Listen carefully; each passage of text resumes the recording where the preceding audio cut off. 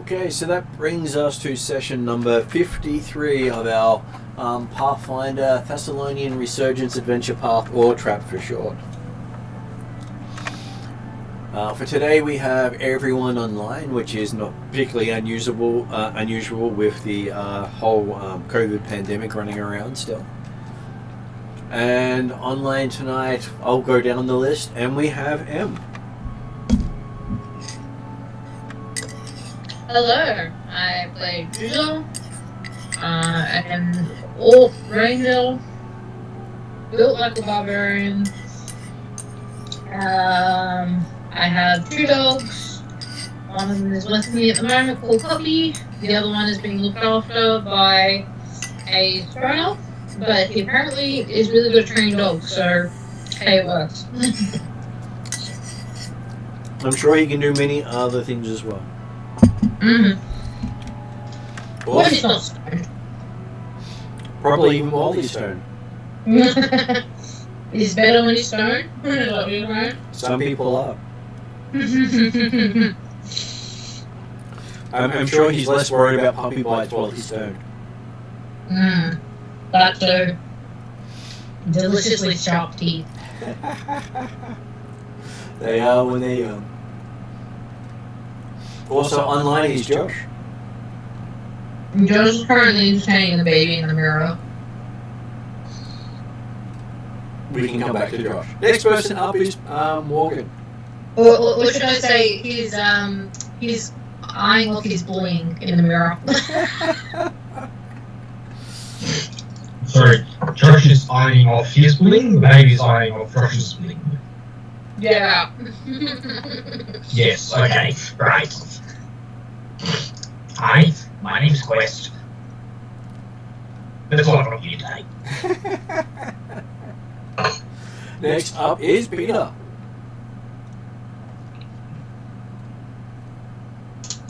Greetings and salutations. I am playing Lord William Kenobi, otherwise known as Noblo.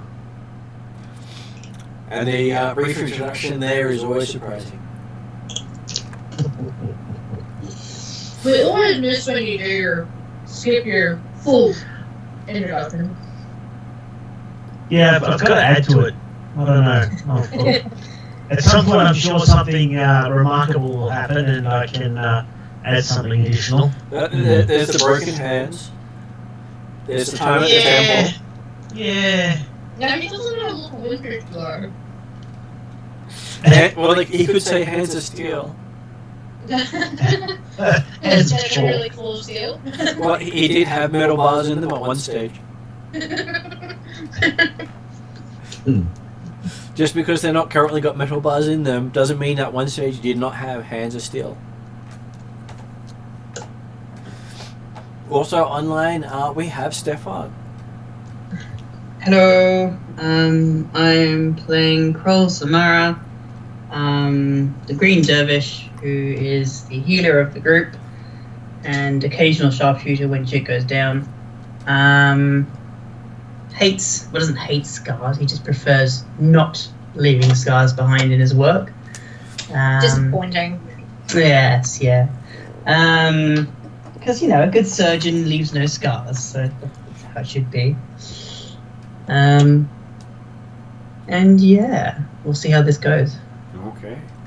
So, reminder of what you're up to. You have been tasked by the Pathfinder Lodge to go to Ravensmoor and find out what happened to the tax collector. So, the Pathfinder Lodge has you investigating and reporting back on what happened. The town of Magnamar would like you to collect the taxes, which is 500 gold. And the each of you has a chance to find out something interesting while you're there. So after rolling up a random encounter with a will-o-wisp from the forest last session, we almost had a TPK with Duza walking off into the forest. But it was interesting how horrific a will-o-wisp actually is. Totally not my fault. I got promised wishes. Really? Yep. That's an interesting character quirk you have there, half-orc. So, as I managed to figure out the details of it, it was a... to understand what it was, you needed to make a occultism check with a DC 22 to actually identify a will-o-wisp. That's how difficult it is to identify. 25! Yeah, I think Josh got 25 or something. So. Yep. So I just thought I'd let the party know just how difficult creatures do get, because you will get creatures into the 50s for DCs in this game. Jesus. Not this session, but this game. Yeah. Because But hopefully, by that time, we have rolls that can actually get up to there. yes and no. If it's a unique creature, it increases the DC by 10. So that can, if a creature is of your level but unique, your chance of detecting what that creature is almost impossible. Right. It's basically natural 20 required to figure out what they are. That's how hard it is. Awesome. You are basically walking by yourself. That's terrifying. What? So is Mia now walking? Is she? Well, she's very confident in standing up when we're holding, or barely holding, like under her arms. Yep. Okay, so going back to the story, you've managed to reach the settlement of Ravensmoor, where you encountered one of the townsfolk had a pet bloodseeker, or sturge as they're commonly known. But the official name for him is the bloodseeker. And it's the, every family has one of these as a pet. Sorry, Martin. All good. Can't do much about teething. And with finding out that they are pets of the village, it did freak a couple of characters out with how such what they consider pests can be raised. You were then invited to go to the Founders Festival, which is held each month, happens to be on the night of the full moon, which is the current game day. Lucky you guys. You managed to time it just perfectly to arrive for the Founders Festival. Isn't it weird? What could go wrong? But the amusing thing is that I managed to line it up with the with your travel and everything with the full moon, so it was perfect. You can get everything to happen at the same time instead of having to wait a couple of weeks for some other things to happen. How could that go wrong? We're all gonna die.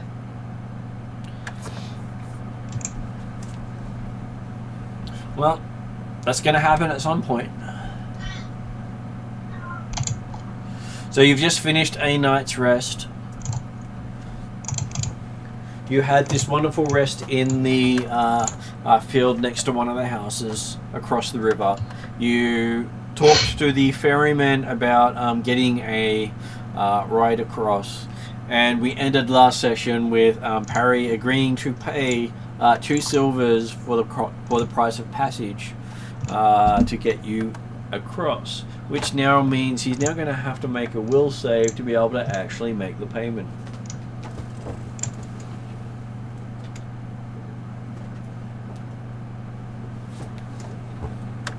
It'll be interesting to see if he can manage to make the will save. Alright, let me just give Josh a brush.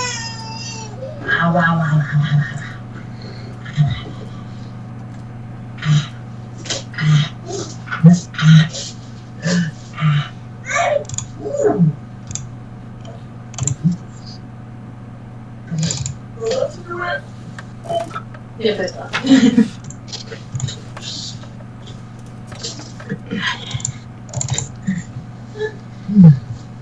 Alright. Will say, can you bring me book? Book. It's probably middle one. Baba, no.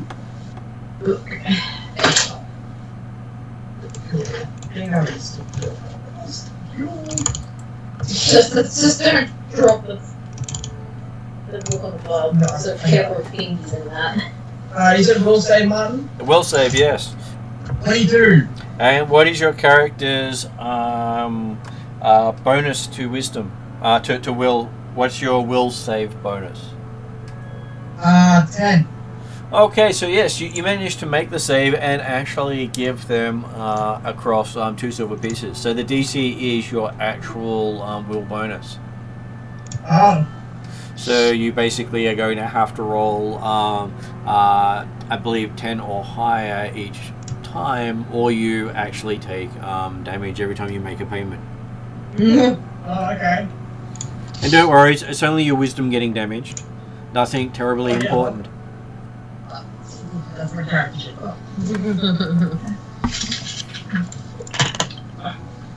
So yes, even though Quest was saying, hang on a moment, you see Parry hand over 2 silver pieces, paying in excess for the travel across the ferry.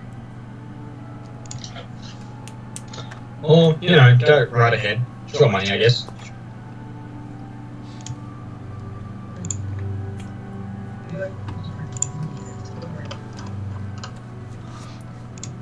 The ferryman smiles with missing teeth. we better be able to get back on that fare as well. He shakes his head, says, pay each way.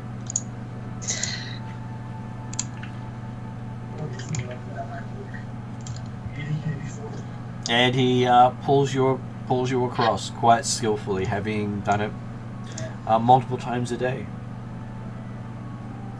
And then he pulls the ropes, or he does the oar. He actually sits on the boat and pulls the boat across. Huh.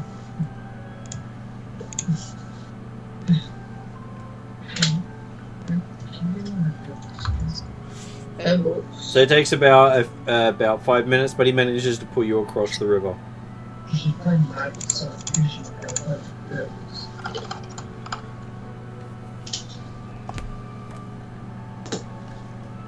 Oh, by the way, my name's Josh. I play Perry Water. The Buffers Wizard knows, man. We knew you would get there eventually. As I said, he was showing off his bling to the baby. As you disembark at the other building of the ferry, you see the road continues to the left towards the town centre, and then straight into the depths of the village.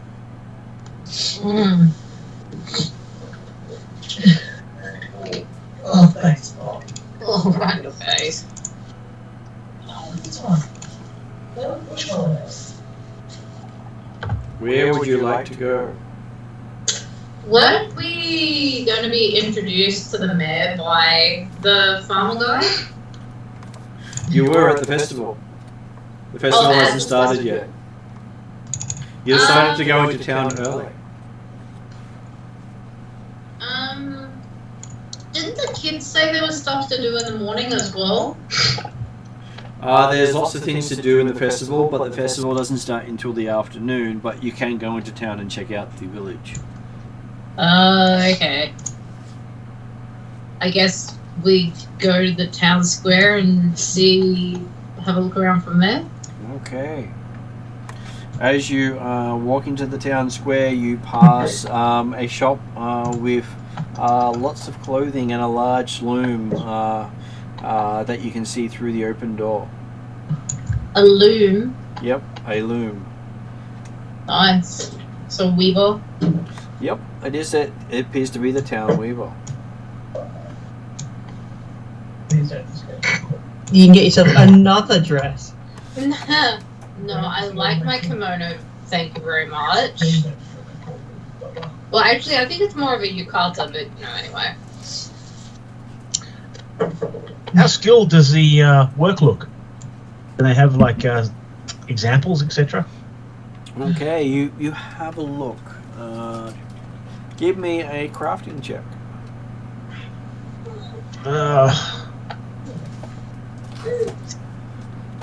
I'm gonna compare it to my yukata.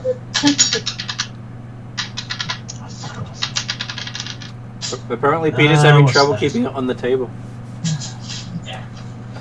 It's a 5 on the dice, plus 5 is 10. Okay, you look at it. You're not too sure. It does look shiny. Okay, alright, just look in that case. Okay. Okay. And Duza compares it to what you've already got. I'll give you a craft check as well. I rolled a 10 on the dice. Let me check what my crafting is. I don't think it's very good. Will be at least your level plus your int. Crafting. Oh, that's plus 6. That's alright. 16. 16. Having a look at it, it looks as if the goods there are better made than you expected for an outback town. Better made than most orc fare from your lands. And a lot of silks. But not as good as my current. Hard to tell if it's as good. It may even be better. Alright, well, I'll maybe go there once we've had a bit more of a look around. Okay, so you continue on into town and find yourself in the town square. To the trying to see if I've got a. Yeah, I do actually have a compass, and north is up the page. They've actually done that for once. To the west of you is the remains of a church.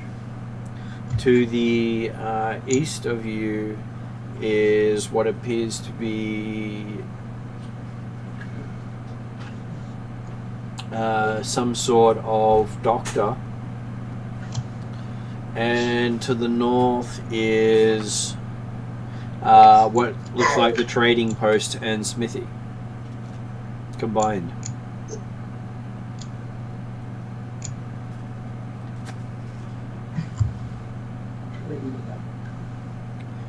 And you can see north of the town square villagers setting up what appears to be some sort of parade grounds inside a walled area. Nice. So they're fencing off their play area.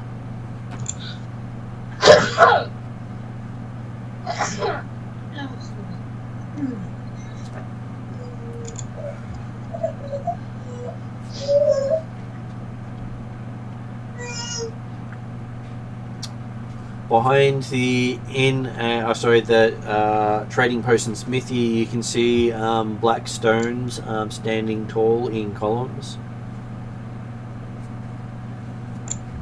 And next to the parade grounds or the festival grounds, you can see a mill. They're the main things you can see besides the rest of the village across the river. There's a small side stream of the river. Give you some idea of what the map looks like. It's you are in that area there, and I can't give you a good light view.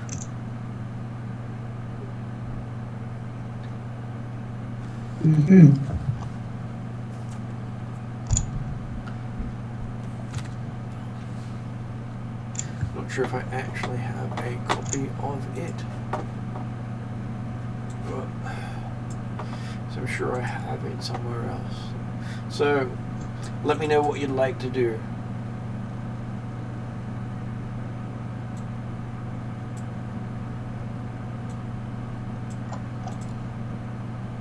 Sorry, man, I missed what was in the town centre, apart from them setting up their, corral area. Okay, besides setting up the corralled area, they have a ruined church, a doctor, surgeon, a trading post that's also a smithy with some black stone standing in the field behind it, and next to the parade grounds is the mill. Across the river is a few other things as well. I'll see if I can bring up the map of the town.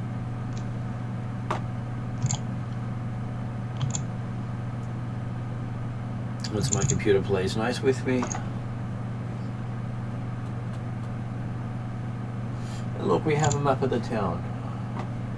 Yeah, if I can just shrink the size of it somewhat. That is what you need to see. There's Ravensmoor.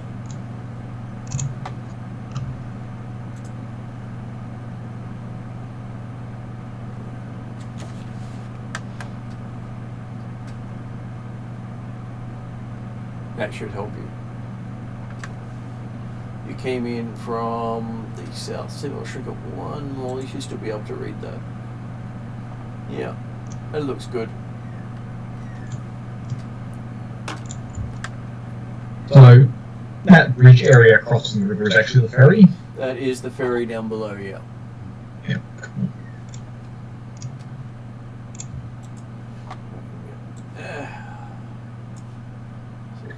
And yes, you said there was a trading post. You said there's no export, so is that just like a local ice swap place?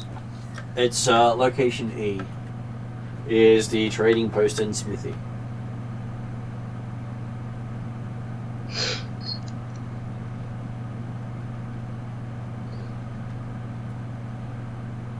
So area D, the front of this small building has a wide overhanging roof that provides shade for a few benches and chairs out front.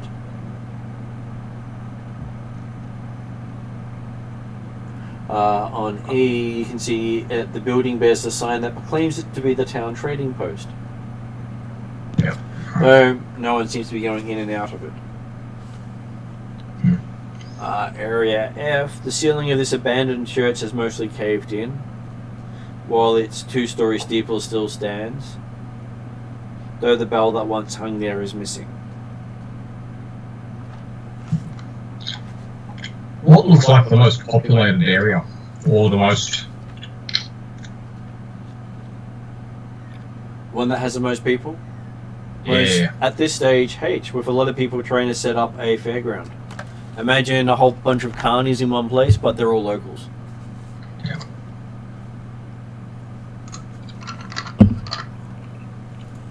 Well, I think Quest is going to go to the trading post blacksmith place and see who's there. Okay.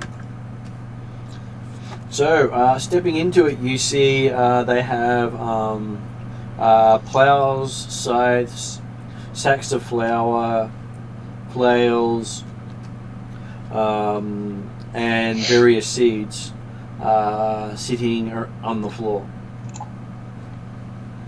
And at a big, large table for the counter. Yep. And you can smell something cooking in the fireplace in a large black cauldron.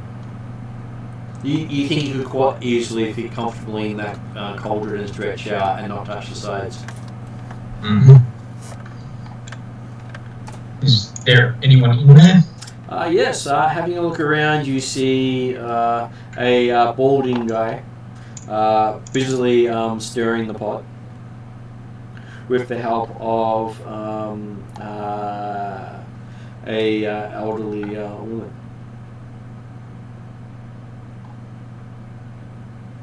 An elderly... What, sorry? An elderly pot stirrer woman. Right. So she's also stirring the pot. Yeah. I mean, most people in this town like this do. And as you're there, you get poked in the arm. And you, As he walks in. after you walk in, and beside you is a teenage girl poking you. Hello, can I help you? She says, "Yes, I want to know who you are," and then she pulls on one of your ears. And is that a mask you're wearing? I mean, is the mask you're wearing? Sometimes, but not today. Well, not today's not a mask for me. I thought you might have been dressed in costume for the fair. No costume. What about Just, the you wings? know, She tugs one of your wings. She what? Tugs one of your wings. Don't do that. That hurts. Well, she apologizes. And then tugs your nose. Right. Well, I suppose that's normal. Is this how you normally greet people here? Is this that kind of town tradition I should be following? She nods vigorously with the. She sure hopes you do because the town could definitely use some humor. Some humor. Everyone's so serious. So, my name's Quest. What's your name? You're on a quest. Yes. Always. My name's also Quest. So you're on a quest for your name. Always. Have you wondered what sort of name you'll get when you finish your quest? No, I'm sure it'll come to me. As long as it's not the end, I'm sure it'll be a fantastic name, she says with a wink.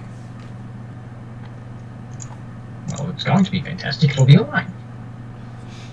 So, I hear there's a festival going on? Yes, going on? I'm in line to be one of the this year's feast queen. Oh, Feast Queen. Yeah, first time I've been in the running. Oh, wow. Sounds like a big honour. It's a fantastic honour. It means I'm all adulty. Ah, so is it like a coming of age, is it? Well, it means I'm older, if that's what that means, she says. Right. So, what do you do if you're the Feast Queen? Don't know, never won it before. You're excited for it? All excited because, meat means I'm big and tall and strong. Right. How do you get to be this Feast Queen? She shrugs. You get picked to be in the running. She doesn't know she has to do anything special. First time she's trying. Should she do something special? What was that? She asked, should she do something special? I mean, I don't know. It's the first I've heard of it. Well, you seem to be... Can I roll? Yeah, you can roll a bardic. Bardic.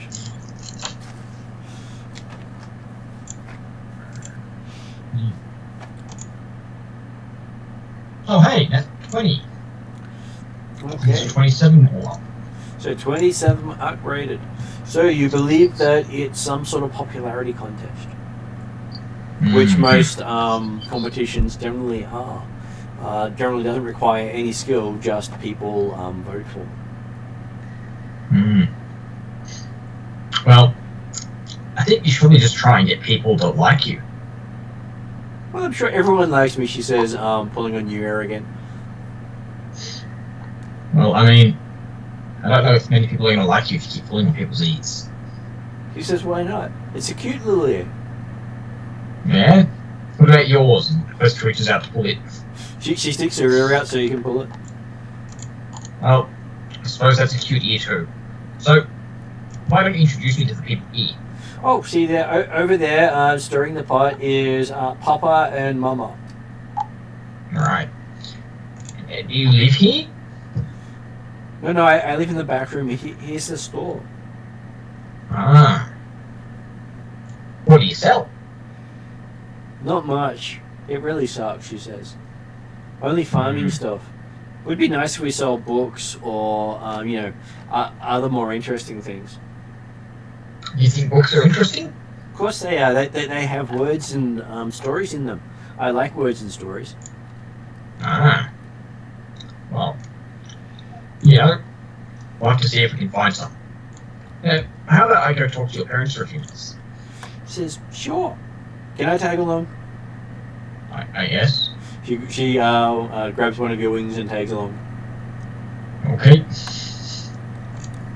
First we'll go up and have a chat to the pot stirrers. Okay. They both sort of look at you and saying, so what's a goblin like you doing in a place like this? Just flew in. Haven't So, seen since a goblin with wings before. What sort of goblin are you? Nah, a cursed one.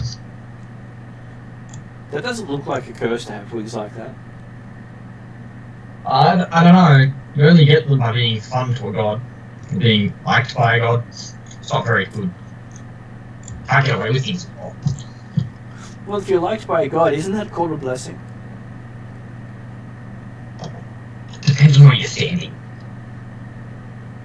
So, we're here in town for the festival. Oh, so you must be you must know what you want to be here for then. Have you volunteered to help, or did you bring any festival gear? No, we only found out about it yesterday. So you can't really be here for the festival if you only found out about it yesterday. We're in the area and heading this way anyway, but we decided to come to town early. Is there anything we can do to help? I can do to help. I'm sure you could help them erect the fencing and set up tents and stalls. I'm sure they would love the assistance of an extra person, considering there haven't been goblins in this area for quite a while, since they got lost in the forest.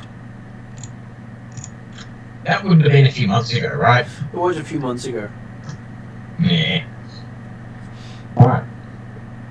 I was actually wondering, what it's a Founders Festival, right? Yep. Who are the founders? Oh, don't you know? You obviously No. haven't been here that long. No, I'm just a silly goblin, I don't know much. Goblins generally know a lot more than you think they say.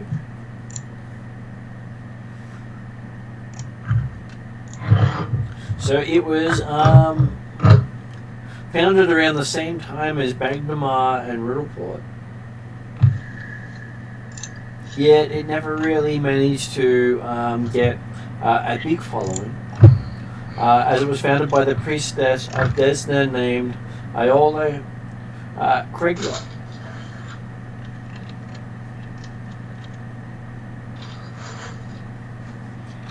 And it was she who started the pet sturge obsession of the people.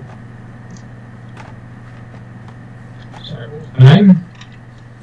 The name was... Sorry, got to go back to the page.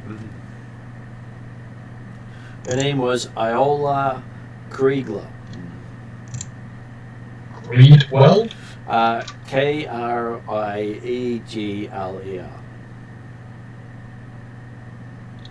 Right. With the name... And you said she was a... First name is Iola. Yep. You said she was a priestess. Priestess of Desna. Alright. Oh, Desna, I know that one. That's her wings. See, blessing, not a curse. Where you're standing. I'm standing next to the But pot, yes. he says. Must be a blessing. Well, if you flew in on them, it definitely must be a blessing. So, you said she started the Sturge obsession? Yes. Good for her. It's good to have hobbies. Well, they've been obsessed with them for many years.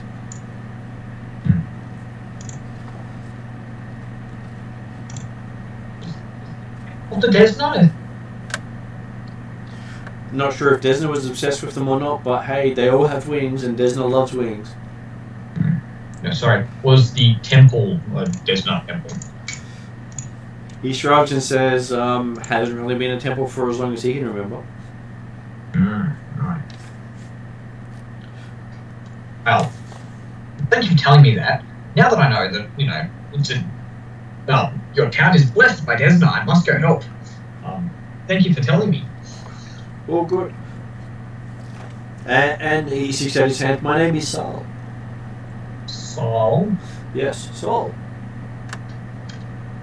Saul Luprescu, proprietor of the trading post in Smithery. I can beat anything to a pulp. I believe you. I don't think I want to see it happen. Well, hit everything that's broken until it fixes. You're not broken, are you? If you're cursed, you're probably broken, so I can hit you until you're fixed. I'll come back with the cursed part of it. You can hit that till it's fixed. Okay, that's the deal. Hmm. I might have to heat you up in the forge first to make sure you're hot enough to hit properly. We'll have to see what happens. And I see you've met my daughter Shell. Yes, quite rambunctious. Yes, she seems to like new shiny things. Mm-hmm. And I take it this is your wife? Yes, this is my wife Anya. She loves stirring the pot. She doesn't really do much else. She doesn't even glance in your direction. Yeah. Alright then. Well, thank you for that time to chat. I'll let you get back to your work and I'll go help with the setup. Have fun with that, he says as he waves you out of the place. Yeah. It's one of the few trading places you've been in that didn't really have a lot of stuff to buy. We've got no trade. Okay, where else would you like to go in town? Well, you'll go and see if there's anywhere that he can be used to help the setup. Okay. And he's going to hobnob his way around the town. So you can walk directly north from E, which is where you are, straight to the fairgrounds, or you can go down to the medical place or check out the ruined church or go to the mill before heading across the river and checking out other places. No, I think he's just going to go to the fairground and he'll let other people do the other stuff. Okay, so you start heading north. What's everyone else doing while Quest disappears on you?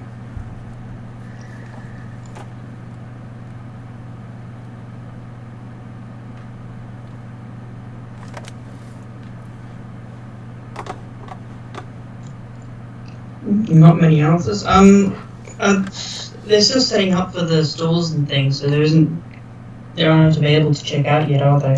The stalls in the fairgrounds are not available yet. That's in Area H. They're still Okay, cool. They're still setting up the fences and the grounds itself. Okay, cool.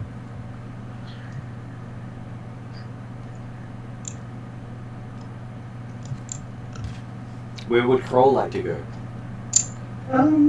I'm curious about those black stones, but I don't want to venture too far away from the group, so... You want to check out the doctor? Sure, let's go see which doctor. Who? Yes, that doctor. That doctor? Wibbly wobbly, five rhyming. Yes. Okay. The witch doctor who? Okay, as you reach there, you appear to be the first customer for the day. Oh, okay. As a old guy with handlebar mustache with the whole swirl thing going, comes out of the front door and says, "Are you here for a haircut or a patch?" I was hoping to discuss your knowledge of medicine. Sure, he says with a shrug. How would you like to discuss that over a repair or a haircut?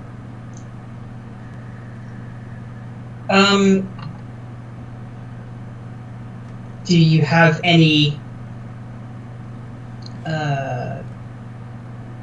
people I can talk to who have had your haircuts before who can give me a good recommendation? Ask anyone in town. I cut everyone's hair. Have I seen anyone in town? Quite a few people in town. Okay.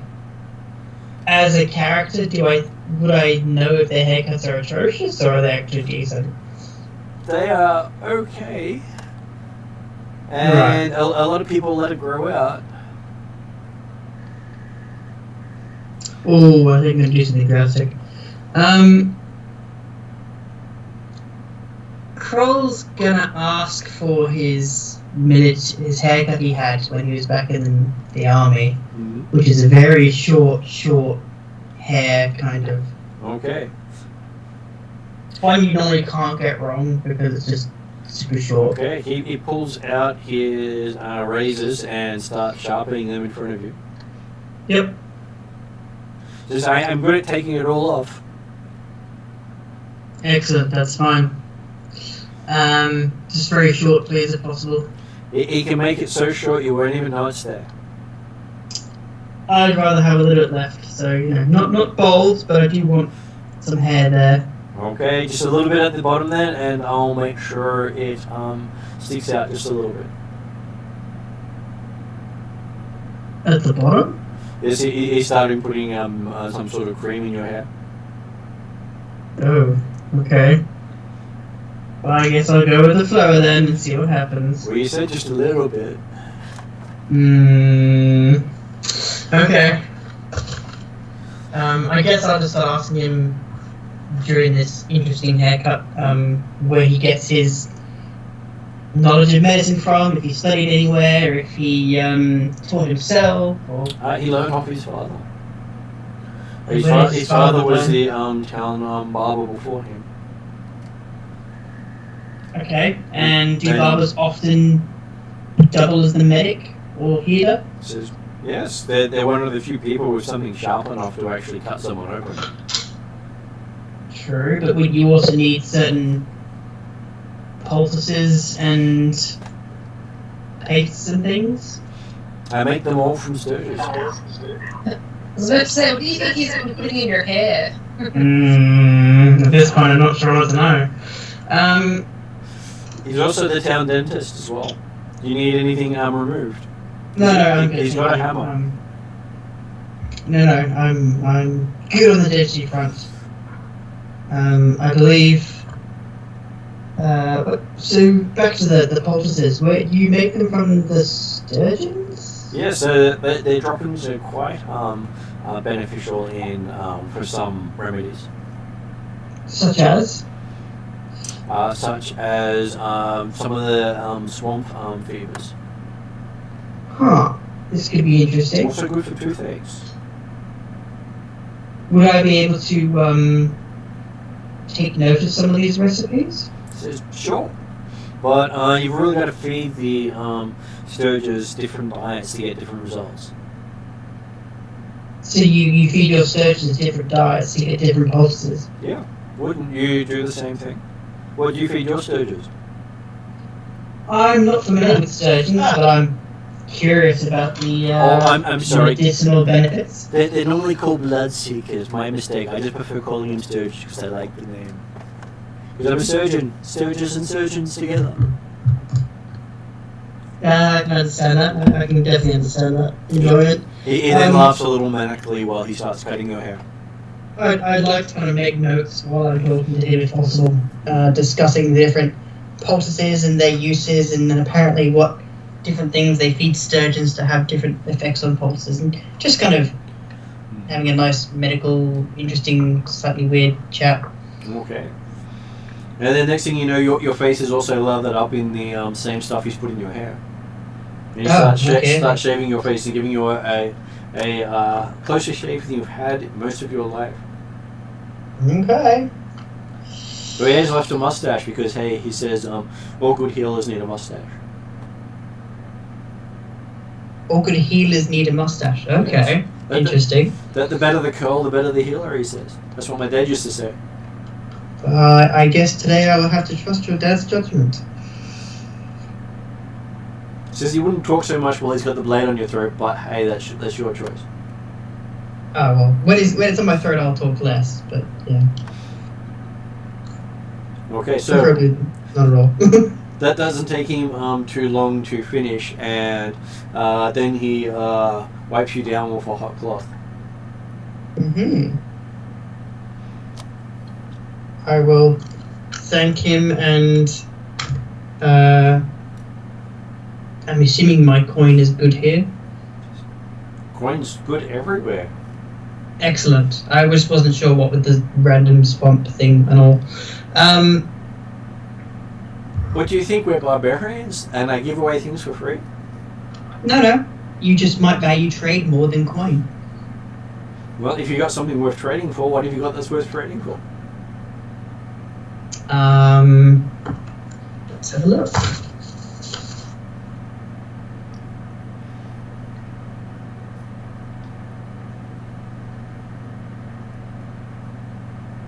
Not at the moment, I think. Well, he says then coin is preferred. What's your going rate for shaving medics? For shaving medics, he thinks for a moment, looks you up and down, and goes, "I think a silver would be fine." Certainly, I'll give him a silver and an extra one, and say a tip for the wonderful discussion. He thanks you for that and puts it away in a box next to his razors. And he says, "Well, what are you in town for?" We're currently investigating a few things, but the festival looks kind of interesting. Oh yes, we have it every month, though we are looking at trying to... SETI! Sorry, my cat's eating the other cat's food. It's not my kid. Please continue, sorry. Yeah, he looks startled for a moment as he goes, "Oh, I'm sure whatever's eating what shouldn't be eating that," he says, looking around, wondering what you're referring to. But he says, "My name is Alexi." Alexi? Yep, And what was your father's name out of interest? Alexi. Ah, so you're interesting. The name runs down the family. Well, we didn't want to change the sign. Ah, As you notice, there's no sign at the front of that place. yeah. You're not sure which sign he's referring to. But he said he didn't want to change the sign. And will you be having a presence at this festival? I don't give out presents at the festival, he says.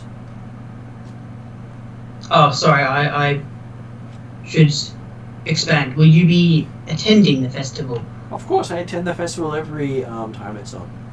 And It's do you fantastic. run an event at the festival, or do you just attend? I dance. You know, dancing and eating and laughing. There's lots of laughing, and then he laughs strangely. Interesting. There's a local dance, is there? Yes, the locals do dance, he says. Excellent. Everyone loves a good dance. You have a feeling he's slightly hard of hearing. Fair enough.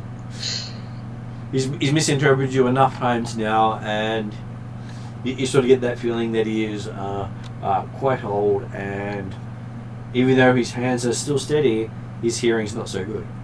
Yeah. Okay. Well, should I ever need my colleagues who are visiting with me need a haircut, I'll send them your way. He's sure he can put symbols into their hair too. Symbols? He nods and starts walking away. Is there a mirror here? Yep, I have a look at the mirror. he can. He has put in symbols of Eristul on either side of your head. That's kind of cool. That's pretty cool. Definitely keeping that one. I'll walk out pretty pleased and, I guess, go and find the others. Okay, at the point you walk out, you see Quest starting to head north towards the fairgrounds. Oh, Quest. Yeah, because he'd gone into the trading post at that point. Excellent. Can I go? I'm going to walk up to Quest. Mm-hmm. So you walk up and head north with Quest. So while you're doing that, what is Willie doing?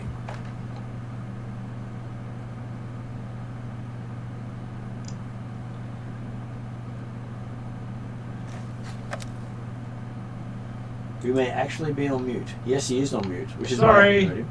Oh, good. I just thought I'd mention that part. Yeah. Willie's just, I guess, basically walking around and just looking at stuff. He doesn't really have any interest or plan. He's just, in fact, if he sees a apple pie or somebody selling those sorts of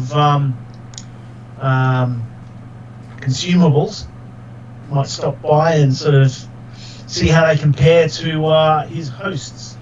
Okay. Having a look around, no one's selling anything anywhere nearby. So the closest place that sells anything is the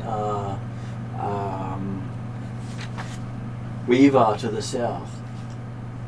And all the other places are pretty much closed up, as you see most of the movement to the north. I'll wander up just to see what's going on. Okay. So as you're wandering up, you see the mill nearby. It's made of rock and soggy timber, leaning a bit over the river, with its wooden wheel rotating with the water. You're seeing every now and then a leech the size of a horse fall off it. Yeah, somebody mentioned not going into the water.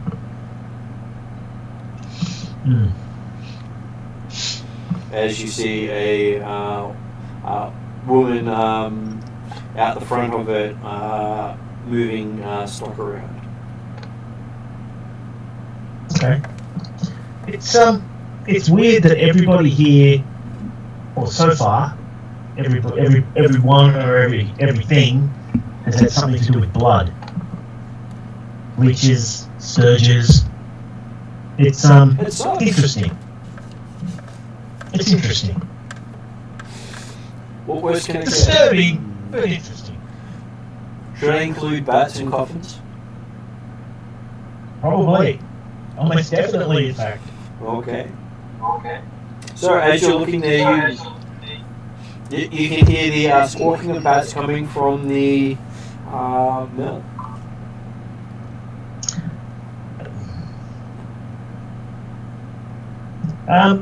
Honestly, I think he's just going to randomly walk around, just seeing what's what, waiting for things to open, and when they do, he'll be first in line for what they have to offer. He's looking forward to the local cuisine and to see whether or not there's a better apple pie in town.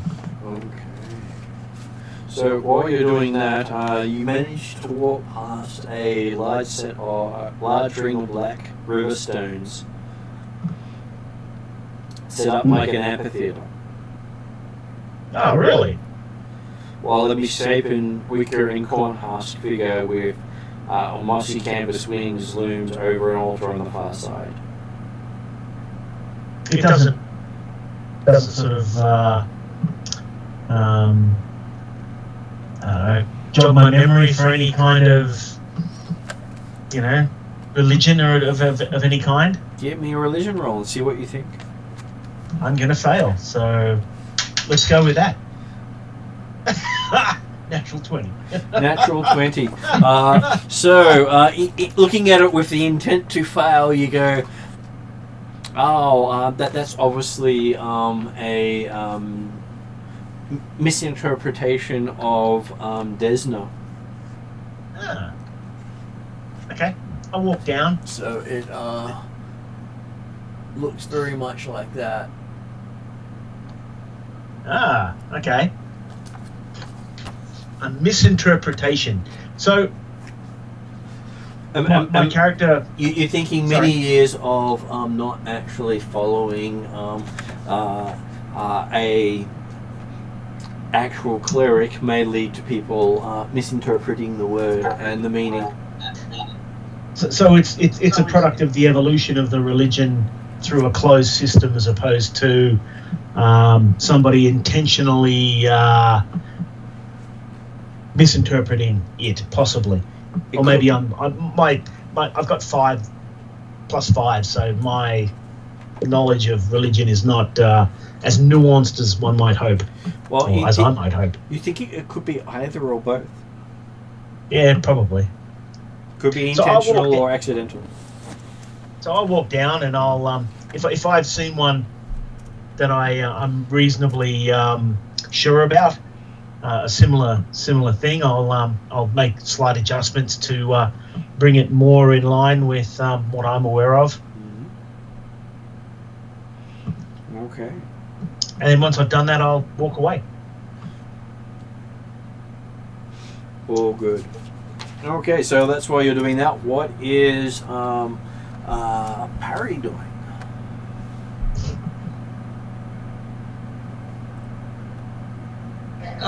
What were the options again, Martin? Sorry, what was going on around me at the moment? So you saw Quest walk off into the trading post. You saw Kroll walk into the barber and physician, getting a haircut and a shave. You saw Willie walk over to some black stones and mess with their idol. And what would Parry like to do? Parry is going to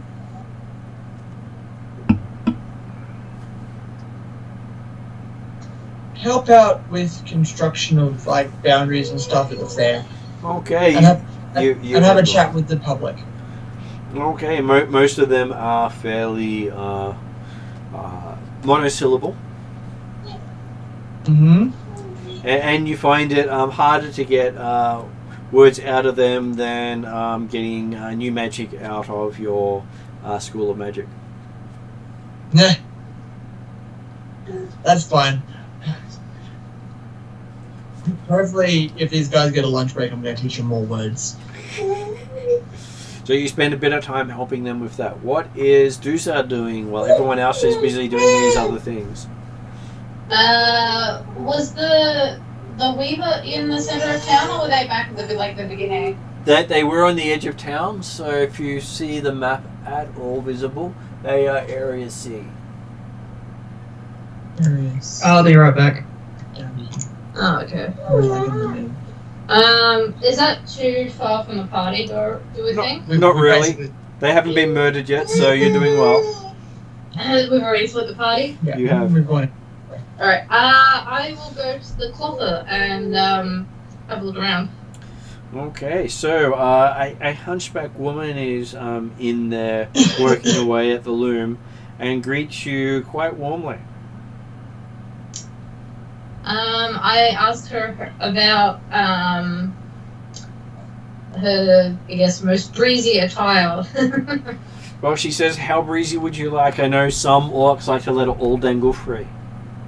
I described my current get up and see what she thinks. You describe, sorry? I described my the yukata I already have.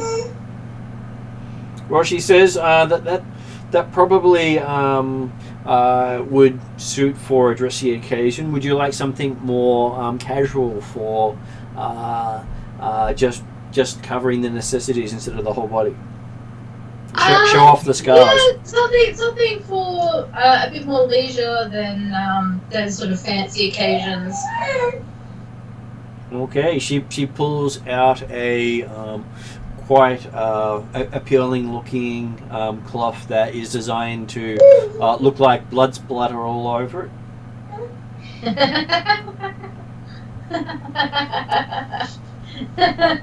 This probably appeals to Doozer. And she adjusts it to fit Doozer perfectly.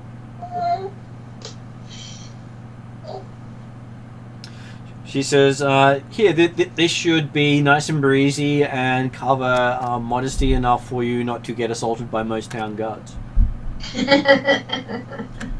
I asked her how much her wares are. She says, for that, 2 gold. 2 gold? Do I think that's a reasonable price for them? It's a bit more expensive than you'd expect, but it is silk and it does feel really nice, and she did adjust it perfectly. True. Yeah, I will pay the 2 gold. She thanks you and asks why you're here for. We were sent to find a friend of ours who was supposed to come to this town. How long ago, Martin? About 3 or 4 weeks. 3 weeks, sorry. 3 to 4 weeks ago. You're not quite sure exactly when they were due to arrive. Yeah, about 3 to 4 weeks ago, he was here to see the mayor, we believe, to discuss something, but he has not been seen since, and we were hoping to talk to the mayor at the festival tonight to see if he ever arrived in town or whether we need to be searching elsewhere for him. No, she thinks you're a bit engaged. She doesn't remember anyone new coming to town about a month ago. And they may or may know more, but she's sure whoever you're looking for didn't arrive. Didn't what? She's sure whoever you're looking for mustn't have arrived here. No. Are we the first outsiders in town for a while? You're the first outsider she's seen for about 3 months, she says. 3 months. Okay. Who are the last outsiders here? Well, there was a dwarf trading mining co-op that came upriver looking for, their words, City of Gold. Uh-huh. I'm sure that they expected to find some golden city at the end of the river.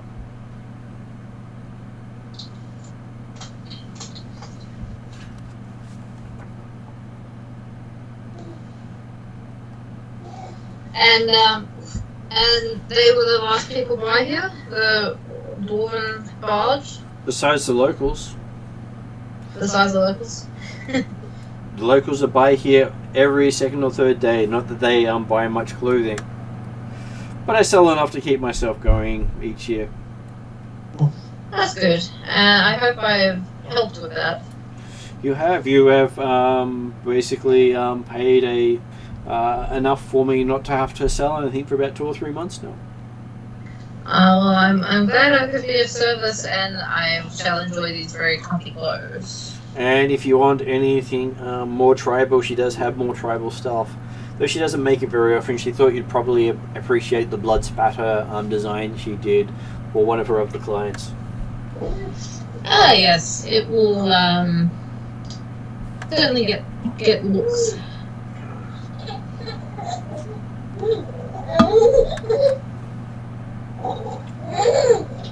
And she introduces herself as Alinza, considering you didn't introduce yourself. Oh, my apologies, how rude of me. I am Duzal. You're not the Doozer who is cursed by the Sandpoint devil, she says. Do I feel I should answer that one, Mark? That's completely up to you.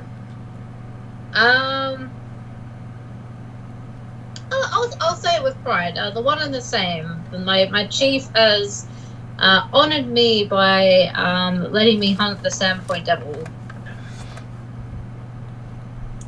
She says, so you're the third one she's met who's hunting the Sandpoint devil. Oh, interesting. Can she tell me more about my brethren who she's seen before? Each other one has died a most horrible death. I am aware of previous endeavors to take on the Sandpoint devil. One of them by a clan of goblins who ate them while they were still alive. Huh. Do I know who she's talking about? No, it was before your time. Okay. I will endeavor to find out more about these people or my predecessors and honor them at the festival tonight. I presume there's going to be a bonfire or something. I'm sure they burn stuff. People like to burn things, she says. And she also remembers a mighty cleric of some sort who likes to flex their arms by Gorm.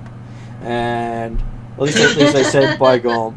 And apparently does they Juza involuntarily flex as well? quite possibly. Though I kept trying to say it was Gorum, but they couldn't quite get the part. They kept stopping up by Gorm. So I think they were not so favoured of their god as they wished to be. I try and pronounce it like she did, but probably fail. So she remembers hearing the tale of how that person tried to use the power of their god against the Sandpoint devil, but with the mispronunciation came a failure. Lesson note there is don't get your god's name wrong when invoking their power. Don't get it wrong. Don't play Scrabble with your god. She says, considering Juza actually follows by Gorm, this is quite funny. I know, that's why I thought I would actually mention that part for you. I thought you'd find it amusing. Yeah, it's very, very, very amusing. I will try to learn how to say my god's name properly, because apparently my clan's people have been saying it wrong. I'll try to enunciate my R's a bit more. Imagine if, like, Gorm was dyslexic and only just realised that people have been saying it wrong, and he's like, oh, I must correct them. or even worse, he goes, I've got these followers I didn't know about. It's probably the fact that we've got tusks, and it probably makes us like lisp with the R's too much. So by Gorm is easier. Yes. Okay, so you leave and you see the others heading towards the festival grounds, catching up with Parry, who's trying to talk to the locals while they're setting up. Okay, so when lunchtime comes around, a cart comes out full of smoking pies. And glasses of bubbling red juice.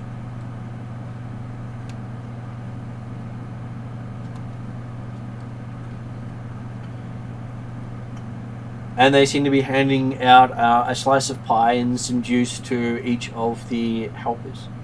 Does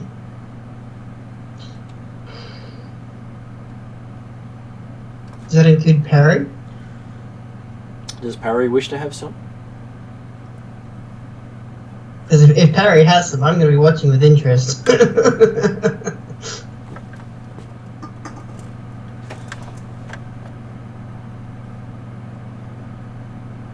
Apparently Parry isn't responding at this stage.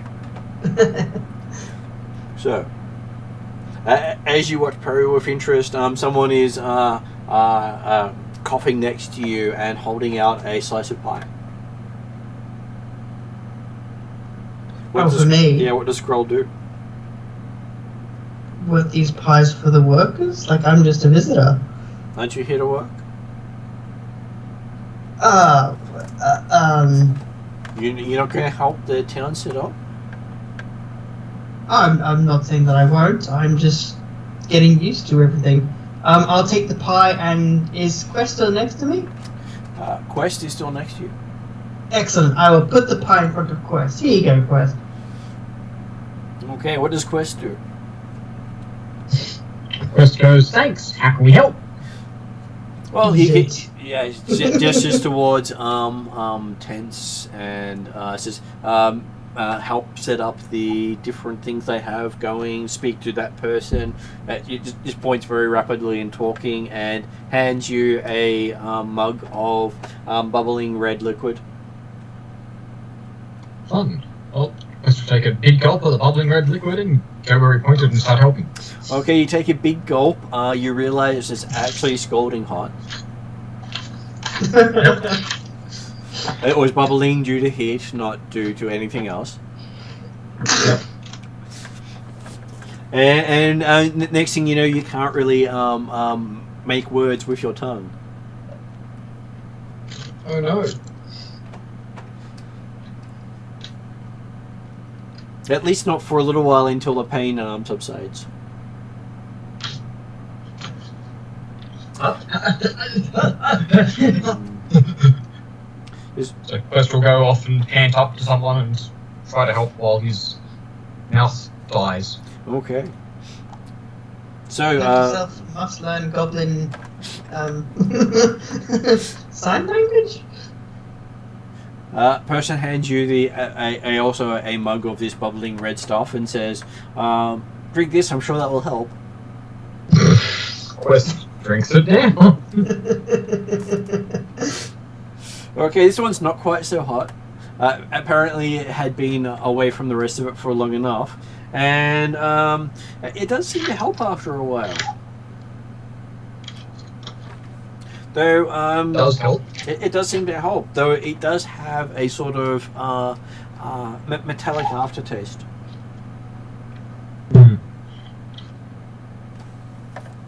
You're not quite sure what it is. It's like licking iron nails. Like licking what? Iron. Iron. Right. I'm sure nothing wrong with that.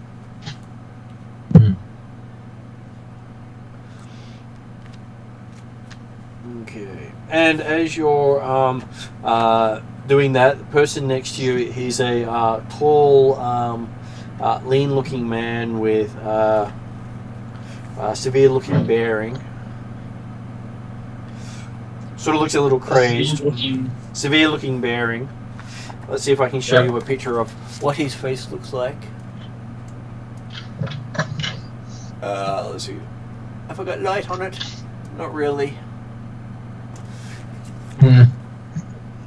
He looks well barbered. Well manicured.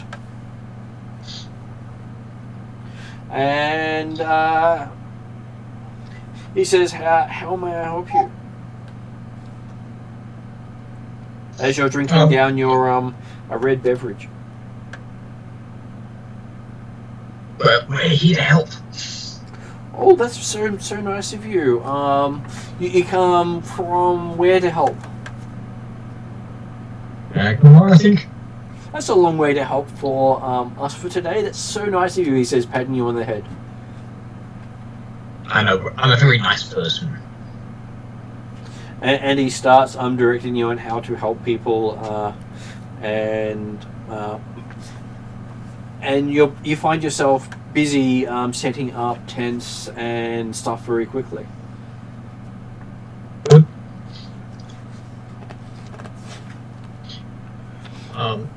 West will go about busying himself, helping people out, and try to talk about the town and what they believe and how the Founder Festival got sorted out. What happened to that temple over there?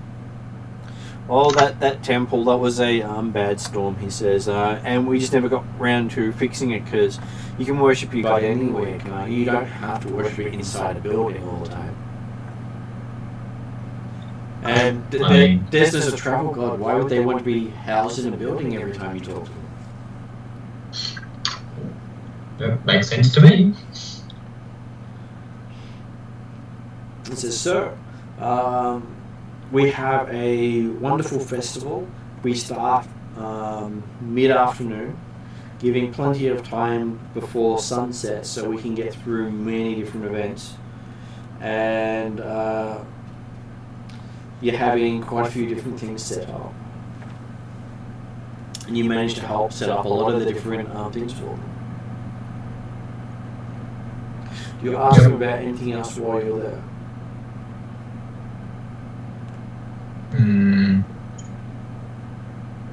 Not specifically, he's just trying to get people to be friendly and not be too much of a nuisance. Okay. He introduces himself to the other characters while they're there as well. Does anyone else want to ask the mayor any questions? He does introduce himself as the mayor. He is Mayor Kriegler. Andretti Kriegler.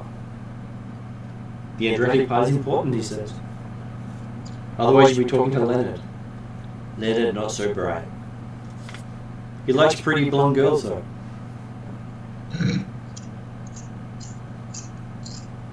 Well, he tends to crash and burn a lot. It's a shame we don't have any of those. Well, we have plenty of those eventually come through every now and then, but he just can't seem to get the words out correctly when around women.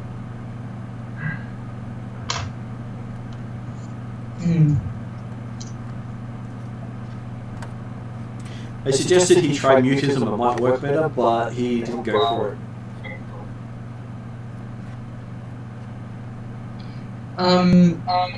I'd probably ask if he has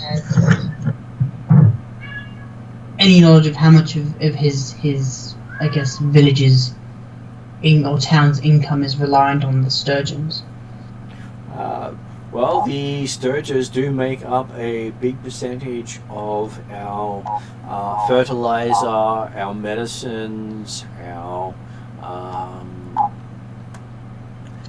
protection from some other of the beasts around the area. So the town does rely heavily on their sturges.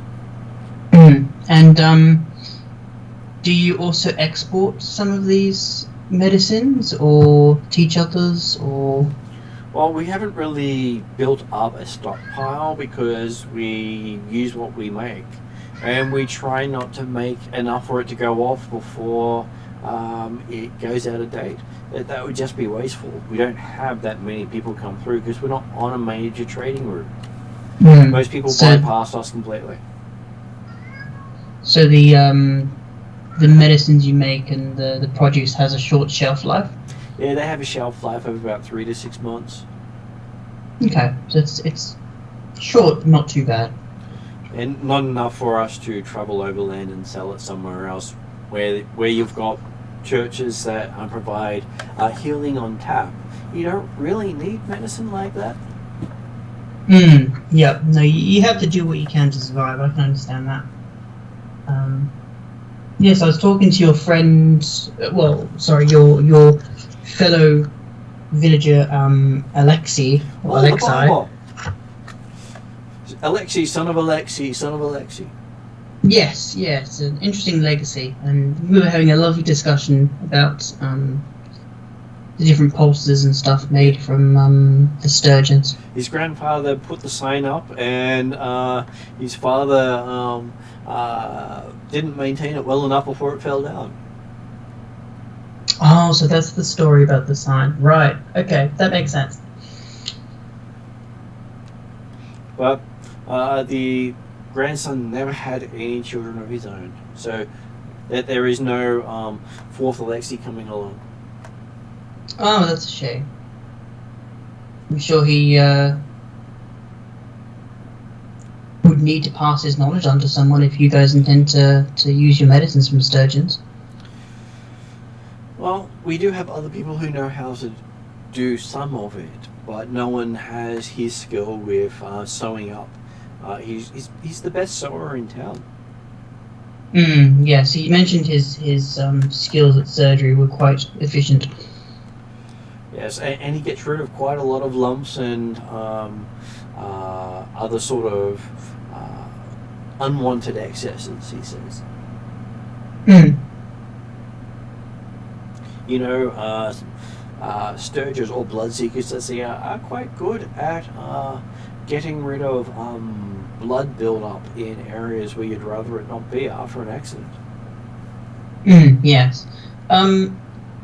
Would you have need of a written document you could pass on to the next person in terms of upkeep of these medicines? Quite possibly. Though you might also need to teach people to read it as well. Not that many people here can read? We have no school.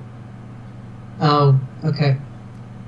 What have we for need for writing, which is why we didn't really maintain the sign, because everyone knew what the place was to begin with.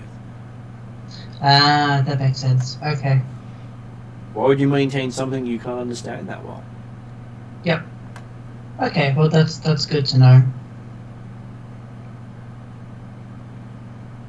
How long has the village been here? Oh, quite a while. Many generations, he says. Obviously worth 3 Alexi's worth, but longer than that? At least 3 Alexis. I'll see if I can figure out the actual date for you, because it might be one of those undated things. Ah, yes. This has been around for... he stretches his arm out.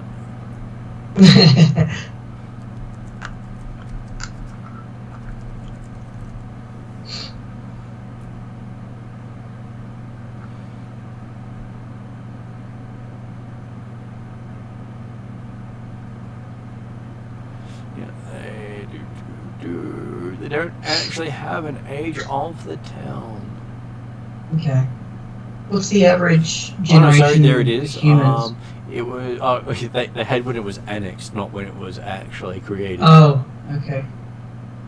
So it was annexed in 4693 when you're 470 something. You're 4709 at the moment. And Magnamar took control of it in 4693, so just over 15 years ago, and it hasn't been taxed since then.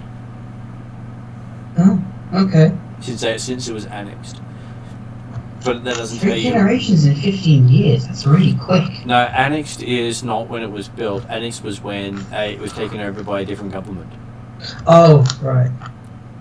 So it was built long before then. Yep. And Okay. it's probably about 200 years old. Yep, okay. Because it's close to the age of Magnamar. I'll just look up Magnamar.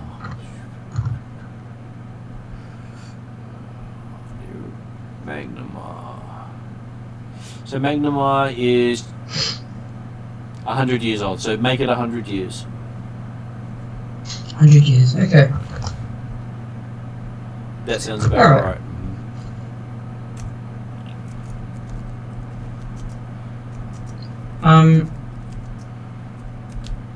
Out of the team currently, who else is around me with me? Is it just me and Quest? No, the rest of them have wandered in at this stage. Okay. Out of character, because Steph, I can't remember. How long were we intending to stay here? You were supposed to find out some details. Excellent. Okay, so until details are found out. Fantastic. Yes, you were investigating what happened to a missing tax collector, and the taxes That's right, he was collecting, because that's your whole purpose of being here, which I did bring up at the start of the session, but you may have missed it. Sorry, I might have been in the bathroom or something at that point. Oh, well, I'd like to mention then to the rest of the group that while we're investigating, I wouldn't mind teaching a few of the other younger members here how to make their poultices, because it seems like I've been talking to the surgeon here, and he knows how to make it, but obviously they can't read, so they don't have written access to how to make it. So I'm going to have to show a couple people how to do it, and just hope that they'll continue to keep showing people down the line and keep the community alive, because otherwise if the barber Alexei ends up passing for whatever reason, he's their main source of information on how to make it. So if everyone's okay with that, I wouldn't mind spending a couple of days here at least to teach some other people as well while we investigate. Speaking of the investigation, sorry, Mum, I thought I could write down her name. The clothier. the person who did who made you the cloth, her Yes. name is Lizna. So Alizna. Listener. Mm-hmm. The clothier.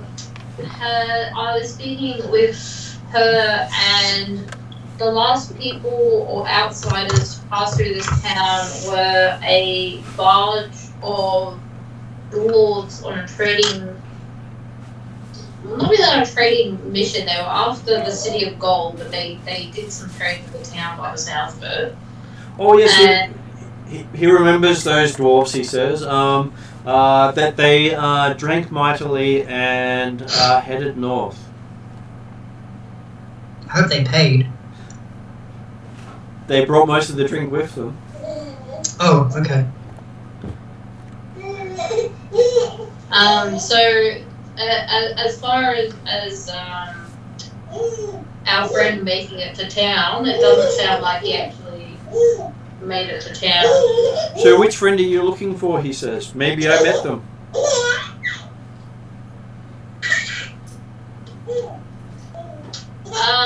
Did we get the name of our tax collector? You did get the name of your tax collector, though I will remind you because you probably haven't got it handy.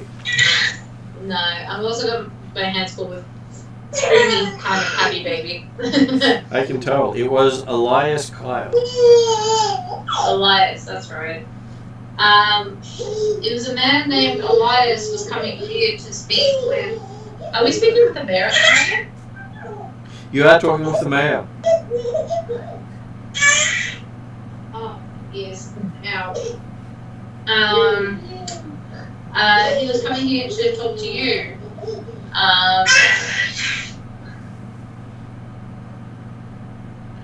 Well, he says he did actually meet with this Kyle guy. He didn't actually tell him his last name. Who said he was the tax collector. Kyle, Yeah. not Elias? Elias, his name is, sorry, getting that name back again, is Elias Kyle. Oh, he is Elias Kyle, right? Yes. Sorry. Yeah. But Okay. he only knew him as Kyle. He came into town and spoke to him directly. So he had no interest in our festival last month, which he called a backwoods hootenanny. And the mayor put him up for the night and then paid him in the morning, and the guy took off, he thought, heading for Magnamar.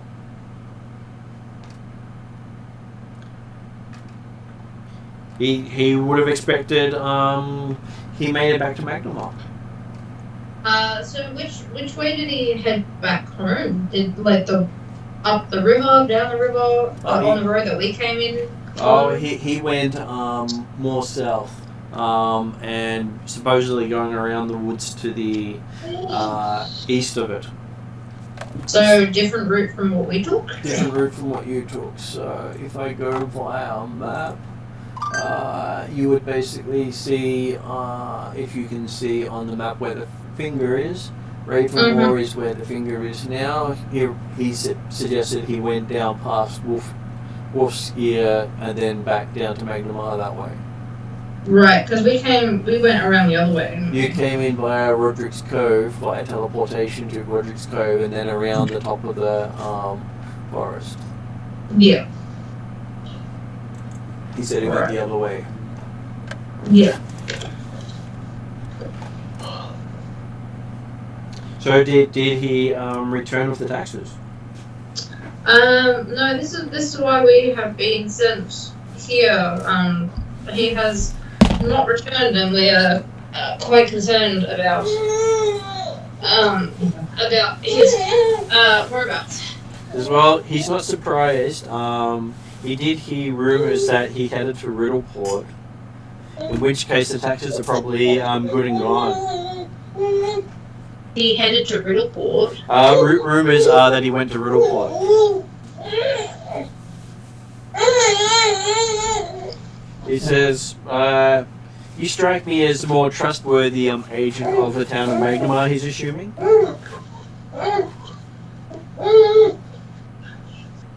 Are you representing Magnamar, he asks? Are we? Says, that shouldn't be a question for me. That's a question to you. No, I was asking about our character, sorry, Mom. Okay, so you were asked by the city of Magnamar to collect the taxes, and by the Pathfinder Society to find out what happened. Right. So he's saying he paid the taxes. He says he paid the taxes. Yeah. So in a way, yes, we are here on behalf of the city of Magnamar, to collect the taxes which hadn't arrived, and to find out what happened to said taxes that didn't arrive. Says, well, He doesn't have the money to pay the taxes a second time, but he'll extend you the same offer he extended to Kyle. Enjoy the festival tonight and tonight's feast, and stay in his house, and he'll see what he can scrape together from the town's funds to at least pay part of what they owe in the morning. Sure, that would be appreciated, at least to show Magma that the town was in good faith. We will do what we can. He hopes you enjoy the festivities, and it will be nice to see a follower of Gorham show us how to flex their muscles. I hope I do not disappoint. And maybe we can have our that little cleric of Eristil show us how to shoot things at a distance, because I'm sure that's the favourite hobby of every archer devotee he's come across. I'm sure we can convince him to let a few fly. He nods and says, "Okay, so once we finish setting up, because it's basically a few hours have passed, he will start the festival, and he will leave you to help with the finishing touches while he goes and finishes with other tasks he needs to get done." Thank you for chatting with us and your hospitality and understanding. He shakes Luz's hand rather heartily.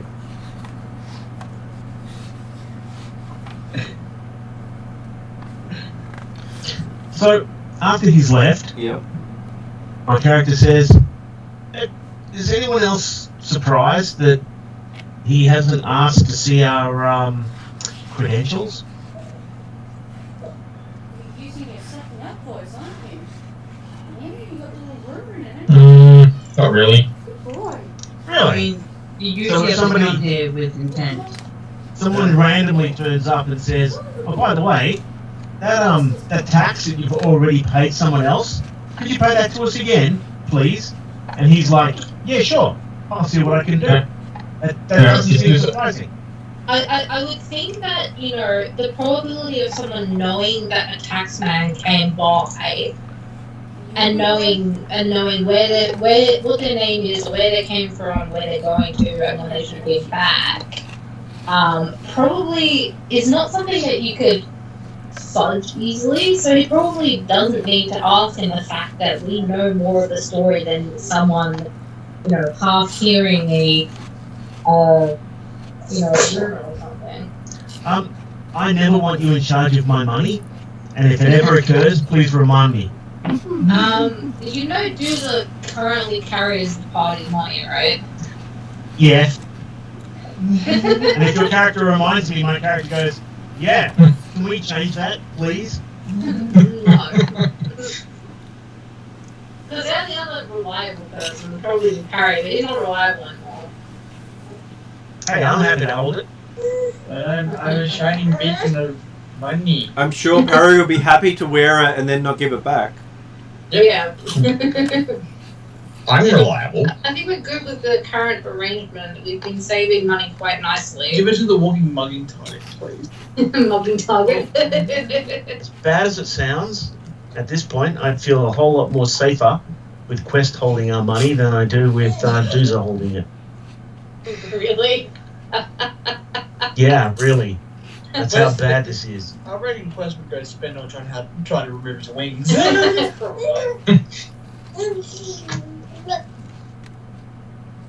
Yeah, Doozy, you should give me the money. That makes most sense. We're all gonna I die. actually currently kind of don't have it on me because I'm pretty sure I put it in the bank in Magnamar. You did. We had to go to court. That's alright. But technically, we still have been putting money into that account, so. We've invested in the Sandpoint double. Stocks are growing, guys. And the amusing thing is, only Dooza has access to the account. Yeah.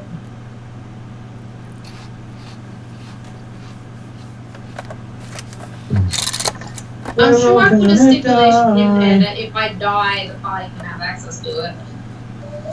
You could have, but you haven't. I should do that. You're not going to die, of course. Bye, Carrie Pigeon. If I die... Next time I'm Magnemar, I'll do it. I'll think of it. Because remember, if you do have a stipulation that if you die, that if your character technically dies, then even if you're brought back, the when you die gets activated. Interesting. I might have to write stipulations. It's why a lot of people don't have a will for when they die.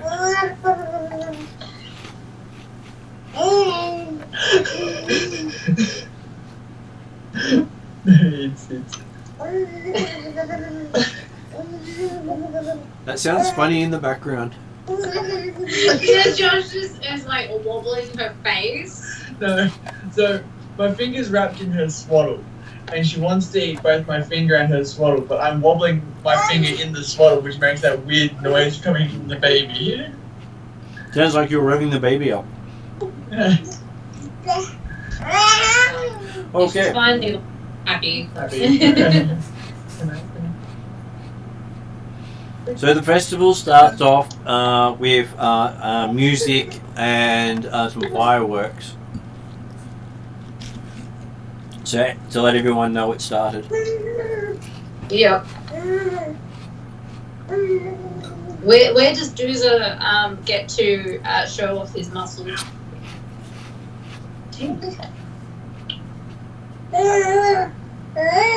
And you're invited to the first of the festival events, the Dreamer's Leap.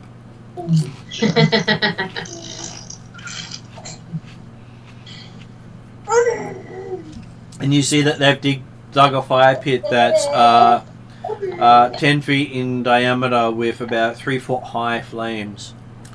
Nice.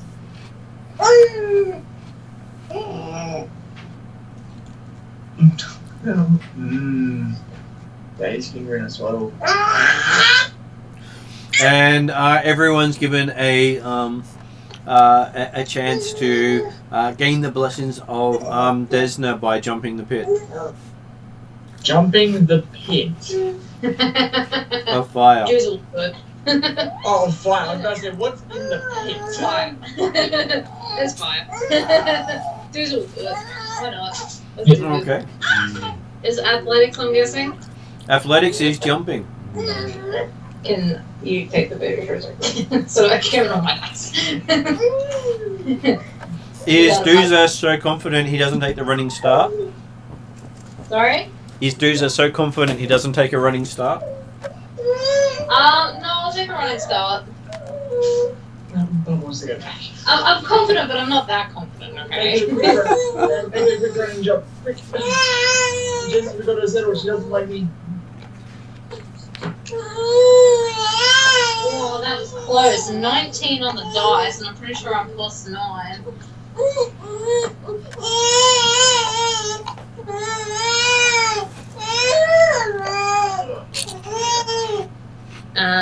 Athletics is plus 9. So that'll be 28.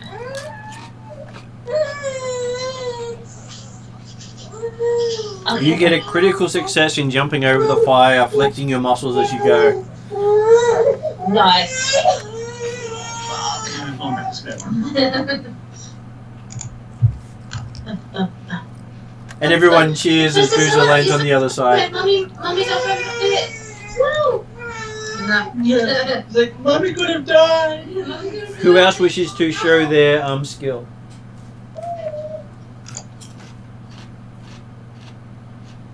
Yeah, Quest will do it. Okay. Quest gets to make an athletics roll. Does he take the run up or can he do it without it? I think Quest has to make the run up. Mm-hmm. How far's the pit? 10 foot. 10 foot? Yep. Yeah, I think he's going to take a run up. How much of a move do you have? 30 foot? Okay, so that's fine. Alright. So Quest also made a 19 on the dice, Mm-hmm. but he's got a 0 in strength, which Mhm. means I think he's only adding his level. So that means So you got he's a 23? 22, I 22. believe. Okay. So with a 22, you also get a critical success Oh, wow. as you land on the other side. To the applause of the people, you also see the flame behind you shoot up as your sparkles seem to be a little bit flammable.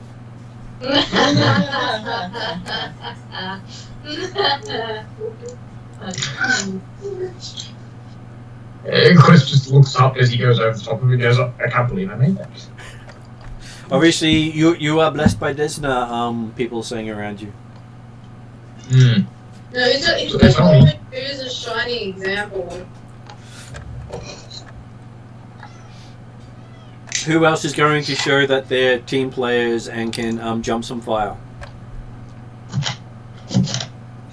Come on, you can't resist. You can't resist. Go on, do it. Knowing Gray's gonna eat shit and die, but let's do it. Two versus one team of the dice. Yeah. What's your roll one? So again, run up, gonna jump the 10-foot pit of fire.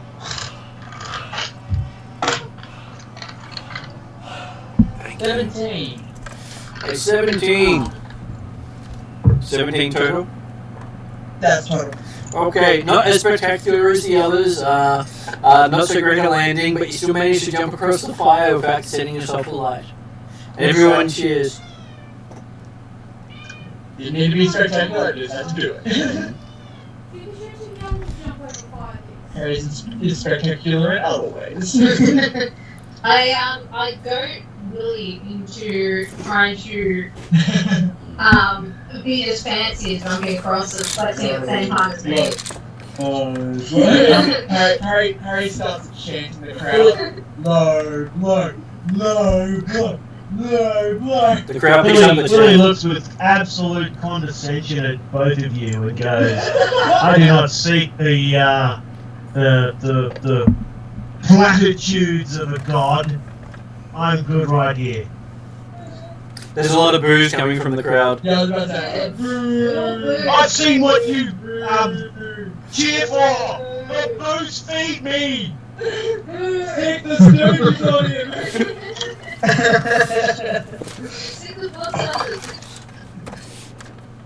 As they're booing, you see they offer Dooza a mug of beer as well as Quest and Parry. Yeah! Good on him.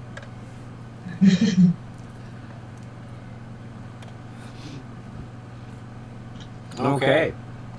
So, Green Dervish. does Kroll jump the fire? Sure, I'll give it a go. I can see the confidence in that voice completely.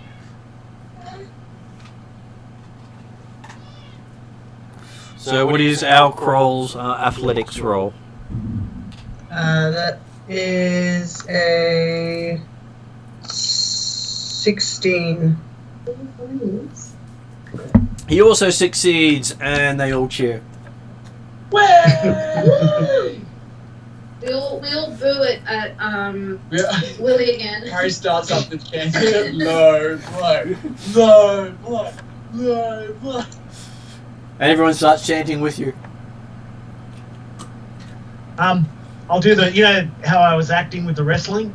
Yep. My character does the same thing, you know? If you smell what Blow is cooking. Low will be cooking in a minute if you can't make the jump. But no, he does not jump. Do I smell I do fried not seek chicken? The platitudes of chicken. worthless gods. Oh, come on. When have you ever done something for the gods? You need to do this for your pride, otherwise you're a coward. See, Dooza's called you out. Oh no. Yeah. Look, if I gave a shit what Dooza thought, I wouldn't be half the man I am. Sorry about the mic. Although Wait considering until how your bad wife a hears throw I am, about this.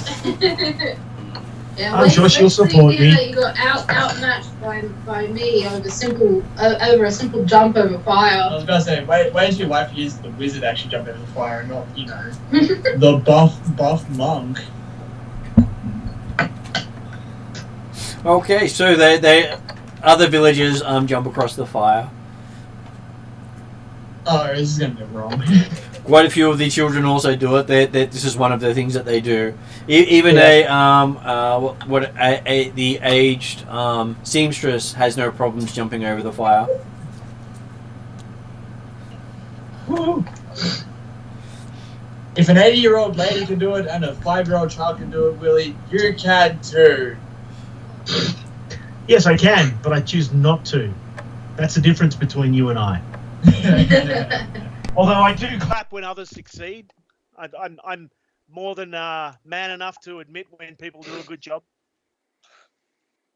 Unless it's Doozer. You clap when Doozer went across, or you stony faced and. Yeah. No, unless it's Doozer.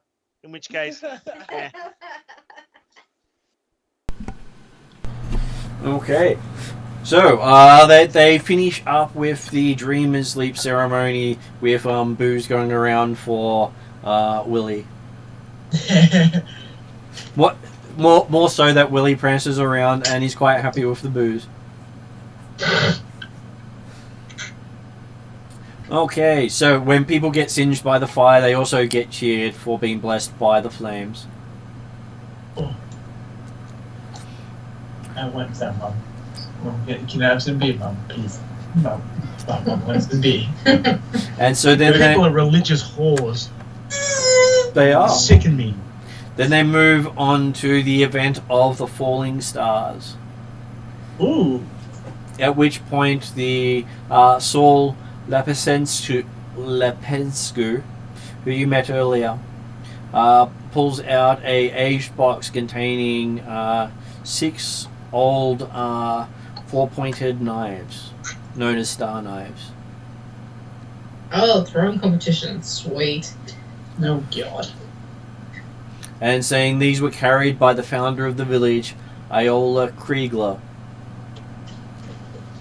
And each person can throw the knives and see how well they can score. There are 3 targets, one set up at 20 feet, one set up at 60 feet, and one set up at 100 feet.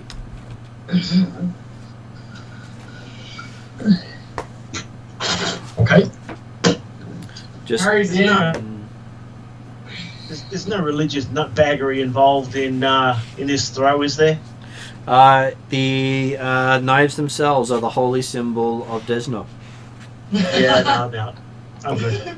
Willie's like, oh, this is a religious ceremony now. Stop this. Yeah. Yeah, I'm low good. blows. Yep.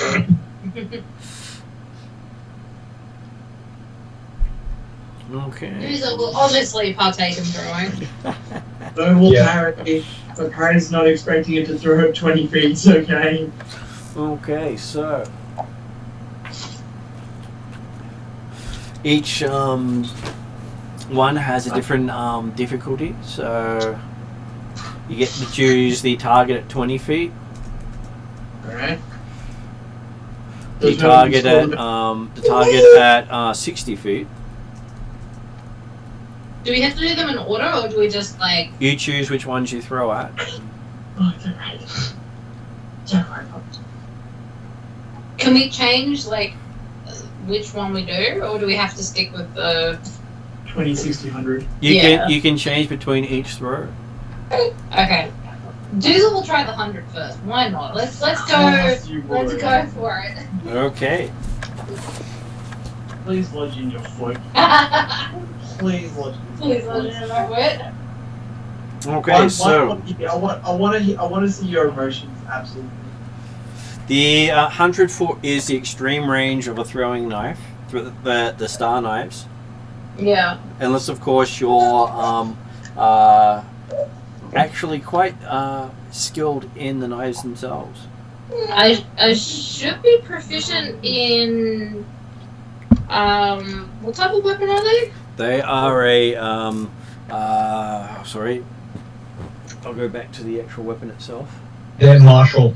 They are uncommon martial. No, they're common martial weapons. The star I knife. should be proficient at martial. You are proficient, yes, but you are not expert or legendary. True. Yeah, so basically you can throw it, but you're on the verge of the range. Yeah. Where do we see our proficiencies in weapons again, Mom? I can't see it in my build options. Okay, you would be you wouldn't go to expert until you're at least level.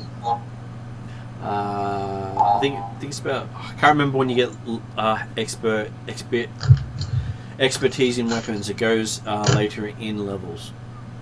Level 3 characters shouldn't have expertise in weapons.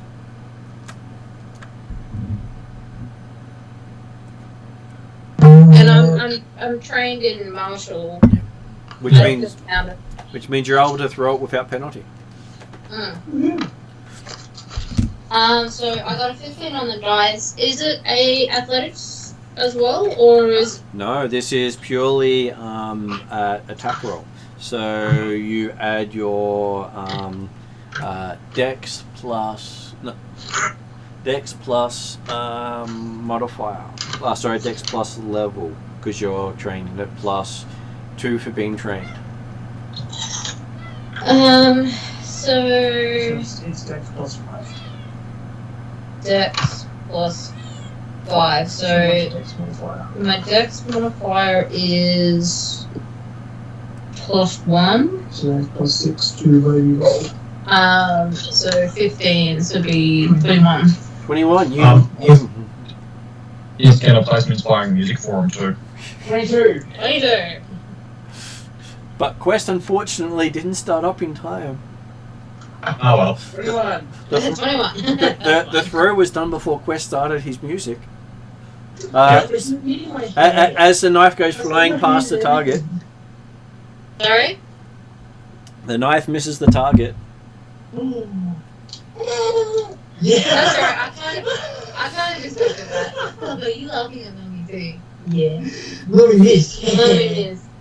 I will try the is it 60? Is the Yep. next one down? 60 is the next one down. Alright, we'll try the 60. I Lodging foot. clearly am not proficient enough to throw that far. 17 plus 6, did we say? 47 if Quest is. Oh, and now it's plus Quest, so it'd be plus 7, so 24. Okay, you hit on your second one. Nice. What about your third one? I'll try for the.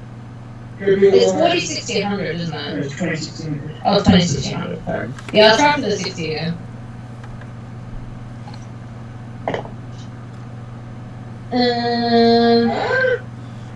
18 plus 7. Okay. 25. You hit the second target again. And that's my 3 throws. Okay, so you managed to score a whole 11 point. A whole 10 points. 10 points. 10 points. Way. Okay, who else wishes to partake in the Parry does. Parry does. parry is up?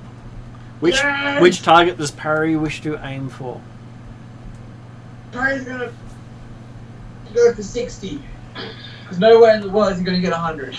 Yeah, if Doodle can't get 100, you're not getting 100. Yeah, no, that. Alright.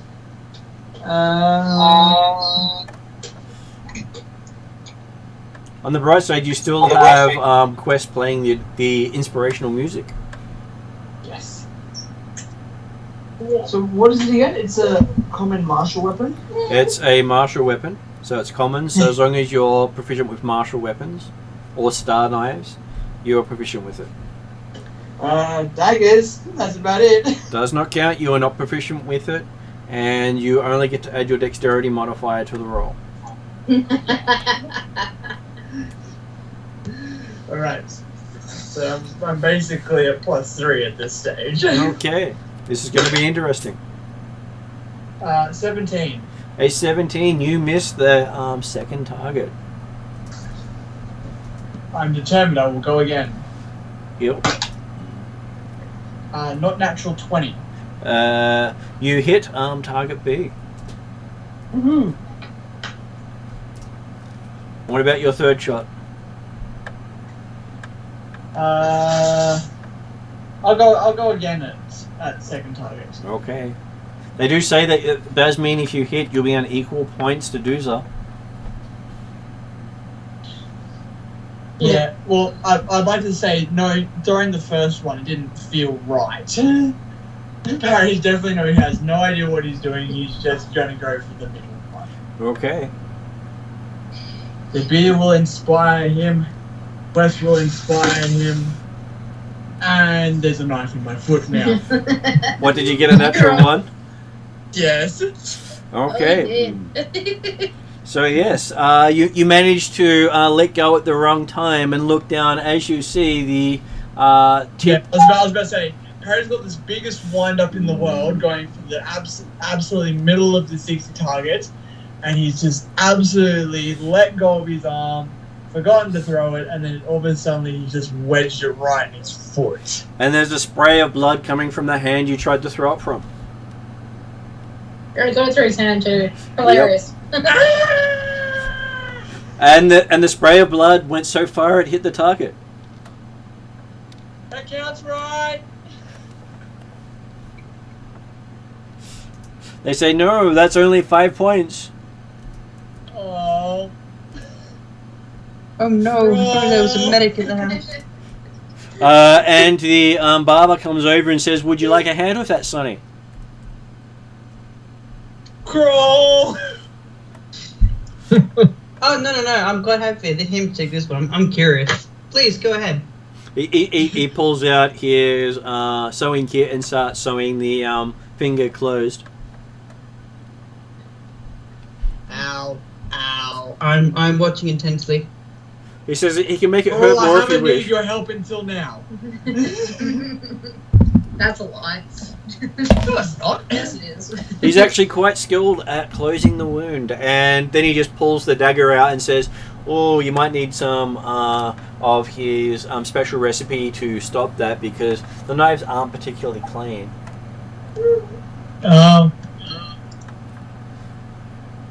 Okay. And he starts rubbing some stuff into your foot that smells horrible. I'll just ask him which sturgeon created this particular poultice, just out of curiosity. He says that the one that feeds on pigs seems to put out this okay. really interesting anti-coagulant that also deals with metal infections. I will take notes and add notes to my previous notes. Fascinating. And so while Parry's getting his foot tended to, who wishes to go next? Quest will do it. Quest is up. Unfortunately, he can't play music and give himself the bonus at the same time. Alas. Oh well. I throw him a musical instrument. But there is a cheer squad behind him. Pardon? There is a cheer squad behind you, led by the girl who kept pulling your wing. Oh, that's nice. That fills me with confidence.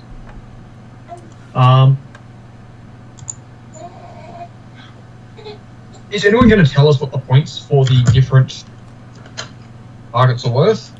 Well, clearly I had what? I got 10. It hit the middle one twice. And they say Parry got 5 points, so he only hit the middle one once. Yep. What about this closest one? Oh, they said that one's worth 1 point. I see. Well, I guess I'm going to have to throw out the middle one then. But the far one's worth 10. You know what? What could possibly go wrong? That they point to Parry. Well, Yeah, but, you know, I just- tried the far one once. That's just, Harry. So yeah, he'll Not attempt wrong. to flick a knife at that far one. Yep. with his non-proficiency. With his non-proficiency, so dexterity bonus. Yep. And there's another 19. There's a 19. Okay, it goes sailing past. Sorry. That's 19 on the dice is going to be a 20... Oh, sorry, 22 again. 22. So this is the first 22 you actually hit. So Doomsday missed by 1. Wow. 100. On the first one, if Quest had have actually given you the bonus when he spoke up after you threw the knife, then you would have actually hit the first target. Oh, lame. So both of the fire target? So Quest is now equal to Doomsday in points. Wait, now, I got a 20. I was 21. Oh, so in Both got 22. 22, right? Sorry, yeah. All right. Well, I guess there's no need to prove myself any further, so I'm just going to hit this front target. Yep.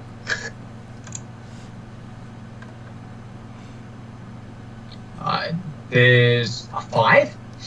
A total of 5. A total of 5. Okay, it lands in the dirt nearby. Not a critical miss. Nearly, there wasn't 2 on the dice. Oh, mummy. It would have been a crit And- miss on the other 2 targets. Yep. And he waddles back over and he picks up the last one and he turns around and he gives it a flick and he rolls another 22 to hit the front target. Okay, so critical hit on the front target.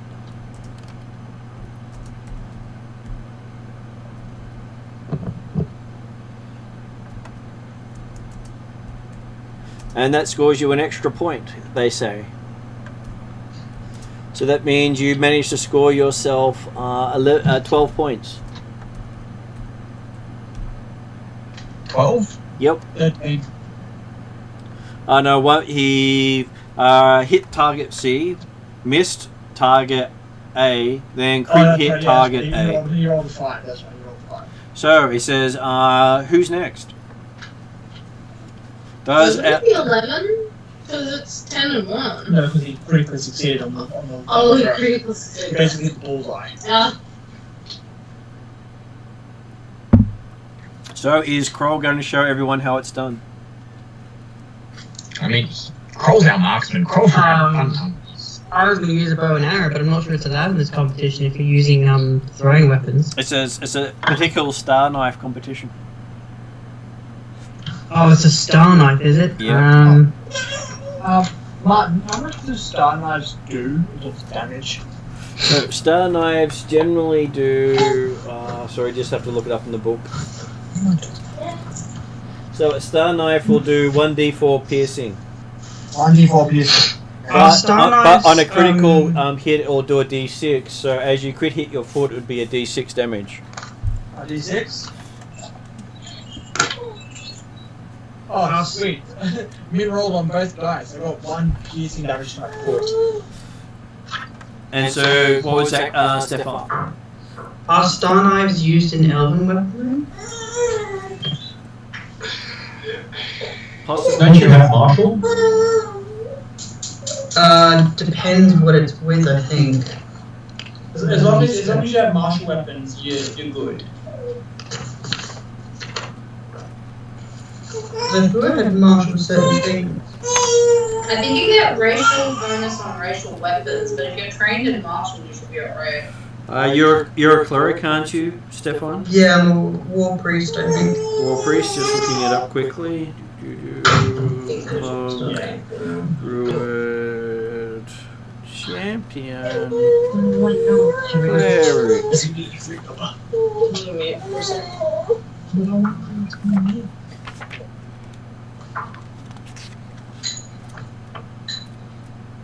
No, I don't think I am actually.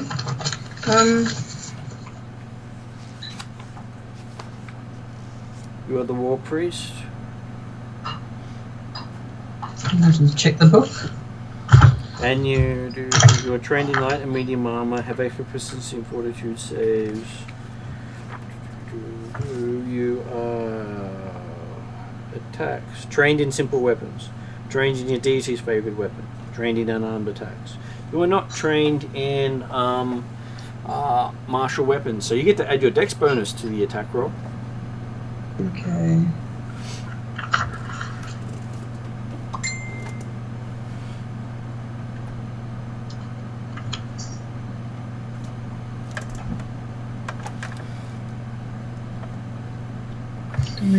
This may be something Willie can show everyone up on. Efficiency. No, it's religious in nature, and Willie's not interested. But I'm watching now because Quest has thrown Doozer a bit of a curveball. I think I am a he's war taking priest an interest because now. No, war priests don't get martial weapons. They get armor proficiencies. Oh, okay. But in second doctrine at third level is martial. Is it? Let me.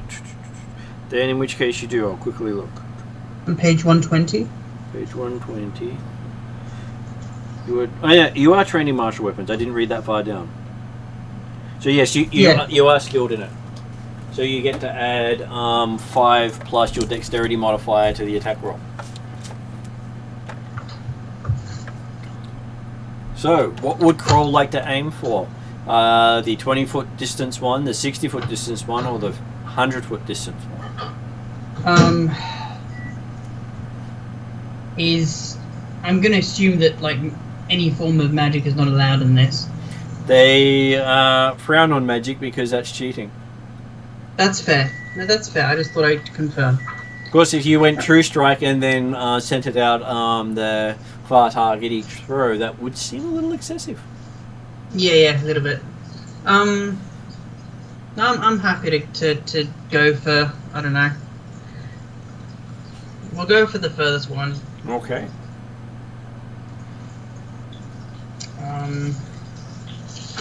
Where is my...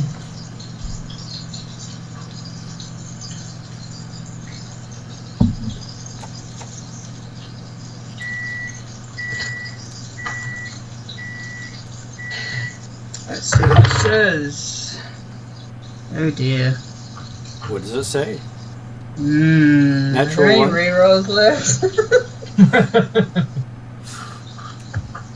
Technically, yes, there could be a reroll left. I'm not in this game. I can't coerce it like I used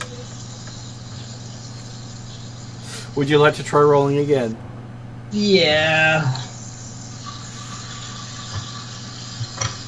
Alright, let's try to do this again. Oh, that's even worse. Okay, well that sucks. So, what did you get on the roll? So that would be... I'm trained with it. So you would add 5 plus your dexterity modifier. Yep, okay. What's your dex mod? So altogether that's 14. 14. Okay, so you missed the far target. Yep, that's fair.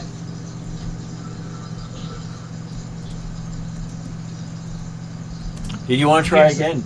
You can't do that badly twice, can you? Oh, yeah. No, I bet I can. How many? You have 3 shots, do you? You have 3 shots, yes. Yeah, what the hell? I'll try again. Are you sure you want to say that because you are a practicer of Aeristil? Shouldn't it be what the Aeristil, not what the hell? Not what, sorry? Shouldn't it be what the Aeristil, not what the hell? Yeah, I guess so. Praying to the wrong person there. I'd rather not damn air stuff. There we go, that's better. That's a +6, so that's 23. 23. Okay, so you hit the target, leaving you one last one. Currently, you're on equal to Doozer, double parry, and 2 behind Quest. I'll try the long range one again. Okay.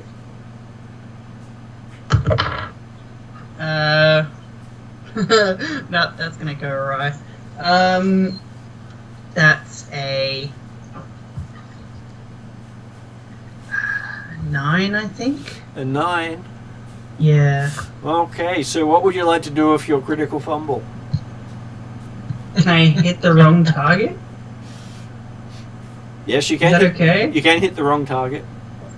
Hit But parry I get no points for it because it was the wrong target. So Okay, so you managed to spin it around and hit the wrong target. Everyone just gasps and says, and they're all asking each other, "That doesn't count, does it?" No, that doesn't count.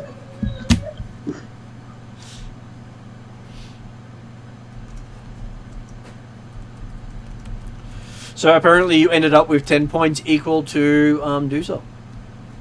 fair enough. And I thought Duzel was our warrior. You know I'm Sounds strength based, not dex based, right? It sounds like she's sucking right now. You can use your strength with a throwing thing. Oh, if I knew that, I would have made. Except to make the knife throw, it's a dex effect. It's a specialty of the star knives. They're designed to be a special toss, not a strength toss. Right, because Okay. I know I can throw my throwing axes with strength, but yeah, okay. So this is a special stipulation of these throwing knives. Okay. And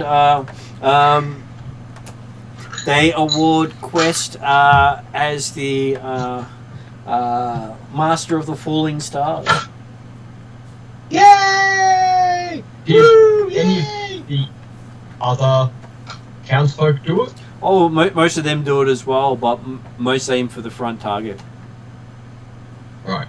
And the ones who are skillful at it are just happy to watch the kids have fun trying to hit targets. I see. It's very hard for someone to accidentally hurt themselves on the front target. So, Yep. give you an idea, the front target was AC 12, the middle target was AC 18, and the far target was AC 21. Yep. The quest goes up to that little girl at the end of it and goes, "I only won because you guys were cheering me on." And they all give you big hugs and dance around you singing Master of the Fallen Stars.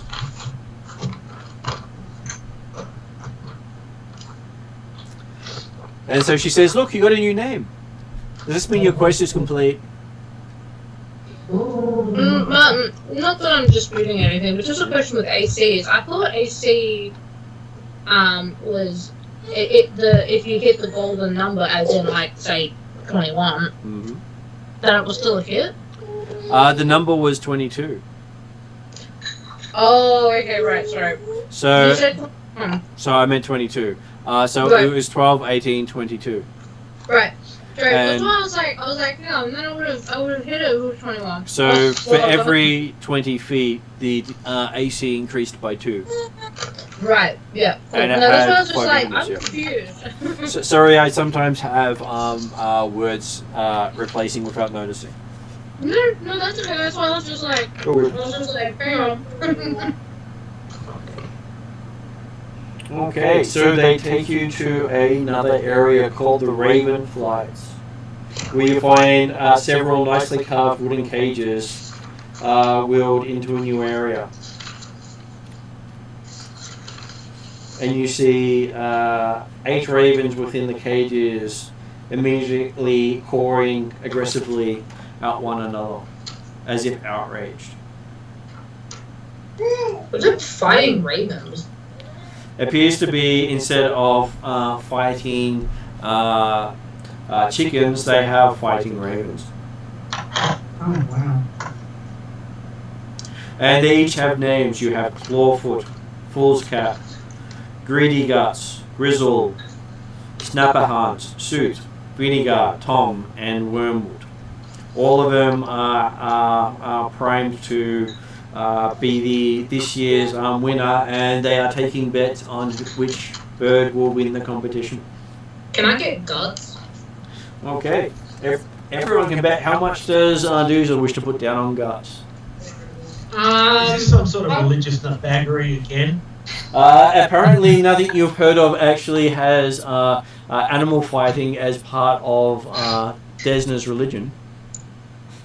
But I'll ask someone, is this some sort of Desna-related nutbaggery or what? That they just look at you going, "This is town festival."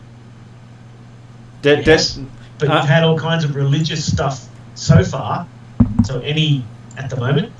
Like, is this religious? Everything's religious. The sun comes up because of God, he says. Yeah, okay. And I walk away.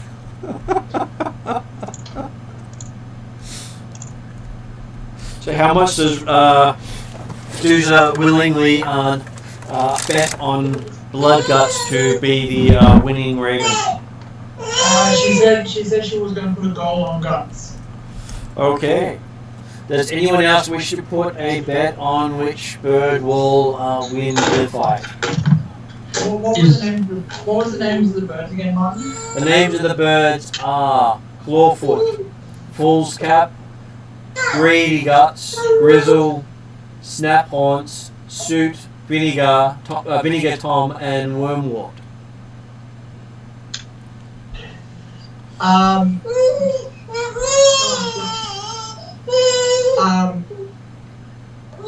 gonna put a gold on. Was it Top Suit Tom? So it is Vinegar Tom. Oh yeah, that one. Sorry, Vinegar Tom.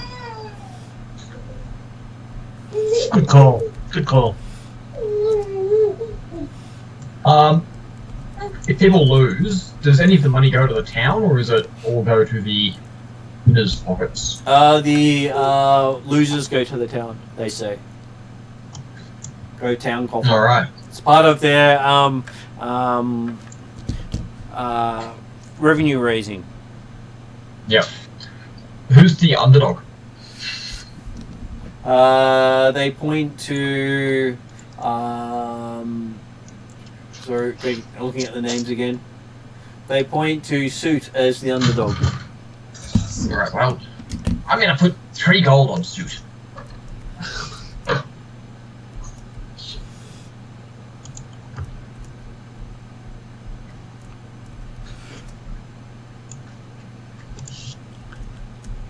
And Willie's choosing not to put gold down. And Yep. what does Kroll do? Does Kroll participate in bird fighting?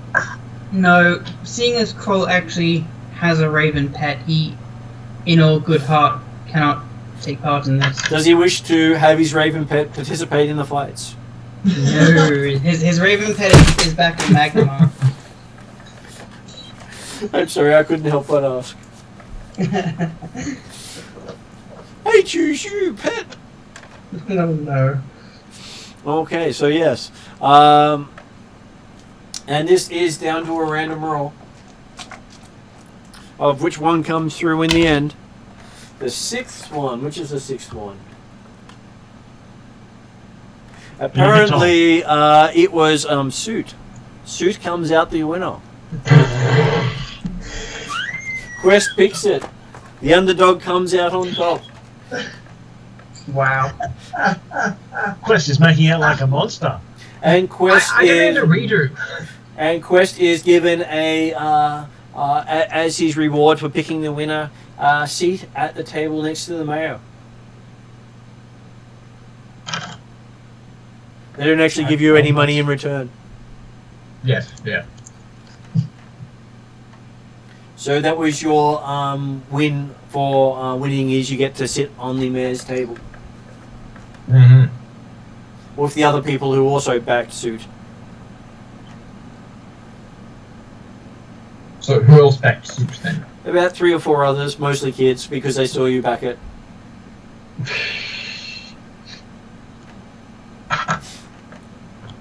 Sorry, what was that, Martin? It was a whole bunch of kids that have been rooting for Quest.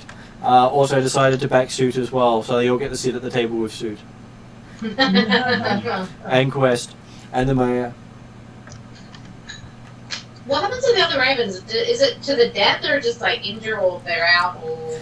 They were until they were injured or withdrew. So they were knocked out, and Yeah. then they would tend to the loser's wounds. Yeah. So they say the next competition is up. We have a 3-legged race. Unfortunately, we need pairs for this one. It is a 150-foot race. Quest, you're the same size as me. You might as well do this. That makes sense. I think the only person who's probably close to that size is Willie. Actually, Kroll, while I appreciate that we should probably do it together, I think I'm going to go play with one of the kids instead. No, that's fair. That's fair. Yeah. Okay. Hey, the kids are probably older than I am. Is that a euphemism? Is that something goblinish that we need to worry about? Which one? All of it.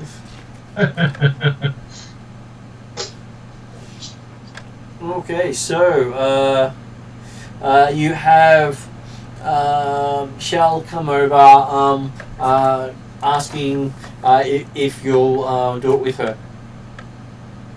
Yep, sounds fun.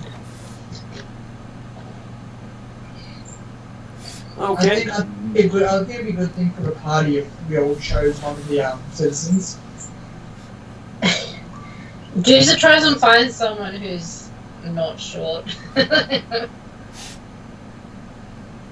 mean like Willie, who's taller than you? But like an inch. Just saying. You guys are the tallest in the Wait, village. listen, dude, you don't want the killjoy tied to your leg. No, he won't participate anyway because it's religious. It's religion. Exactly. Because he's a sore sport. Okay, so you have the guy who let you set up in his yard. Vyric offered to do the 3-legged race with you. Cool. Who's Barry? Who does Parry get? Yeah. Parry has offers from all the females in town, literally all the females in town. Yes. And some of them not so discreet, as you would say. Yeah. Or age appropriate. Yes, that. Even the 80-year-old hits on you. Go the 80-year-old, do it. Because I'm gonna break her hip. I'm not gonna do She that. jumped into the fire pit. She's fine.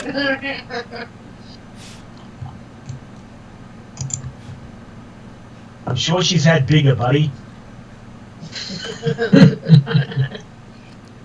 How would you know, Dog and Shane? Trust me, I've read your journal. I know how it'll work.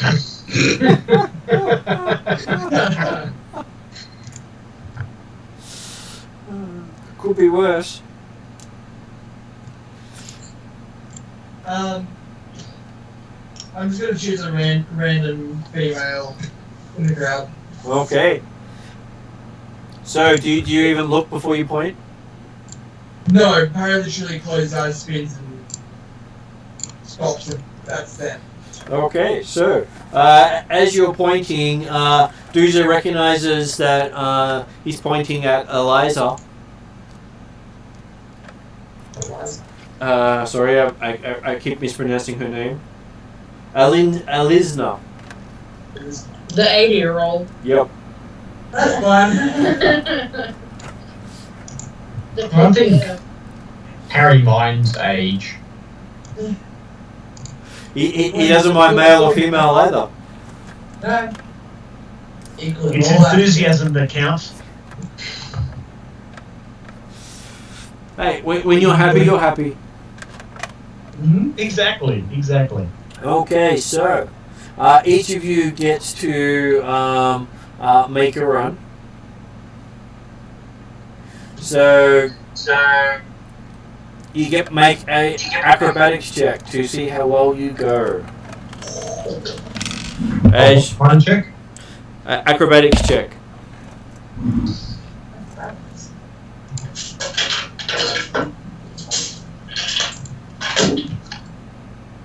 Acrobatics or athletics? Acrobatics. This is an acrobatics check because it's coordination. Well,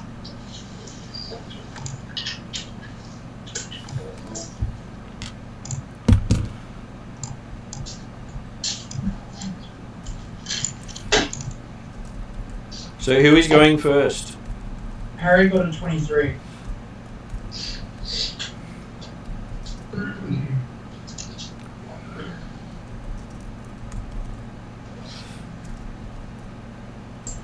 Okay, so yeah, you'll find out how that goes in a moment. How well did Duzo go?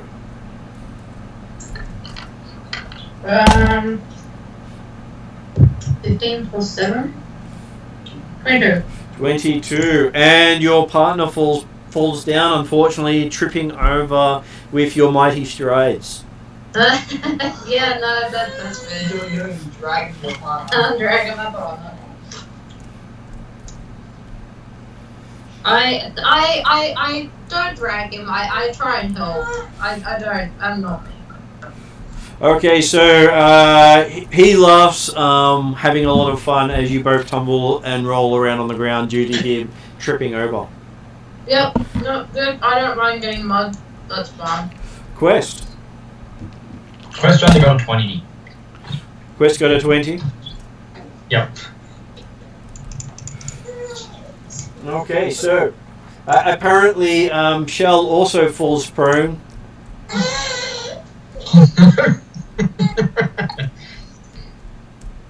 And giggling outrageously as you both go rolling all over the place.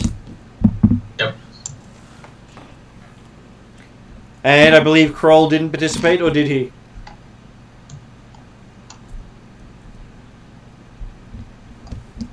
Did Kroll do the three-legged race? I guess there are any other There are lots of villagers who will kids help. there around. How tall is Alexei? Alexei, he's probably about 5 foot. Okay, yeah, that wouldn't work well then. I guess I'll just try with one of the kids. One of the kids is more than happy to go with you. And I believe you said athletics. Acrobatics, Oh, acrobatics. Okay. because it's a coordination event. Ah, yeah, I'll probably fail this one. Let's see how we do. Yeah. Okay. That's a 5. That's a 5. Okay, so you were doing well. Your partner almost perfect, and then you basically trip over and bring you both down. Yep, that's fair. And the three of you on the ground, rolling around, laughing, watching Kroll and Parry and the old Weaver absolutely mincing the course and getting first place. Nice. If anything, Parry was dragging behind her.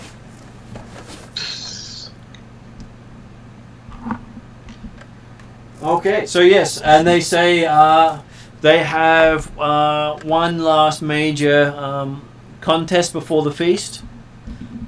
It's called the Greased Pig. Okay. Sorry, Mum. Going back to as we are across the finish line, I give her a nice good kiss on the cheek. Okay. Just the cheek? He misses and Does she do the sneaky yes on the cheek? Oh, I've turned last second. Very much so. Harry still goes with it. Okay, so after an extremely long and uncomfortable kiss, from everyone else's perspective, Parry is congratulated with Linza for winning the three-legged race. Woohoo!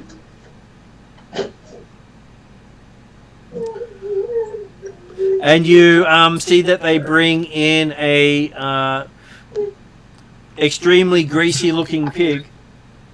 Ooh. into a roped off area. Oh no. Yes. Juicer is visibly getting excited. Juice is salivating over this right now. So they say that the rules are fairly simple. 3 contestants enter the ring, and the pig is released from the rope.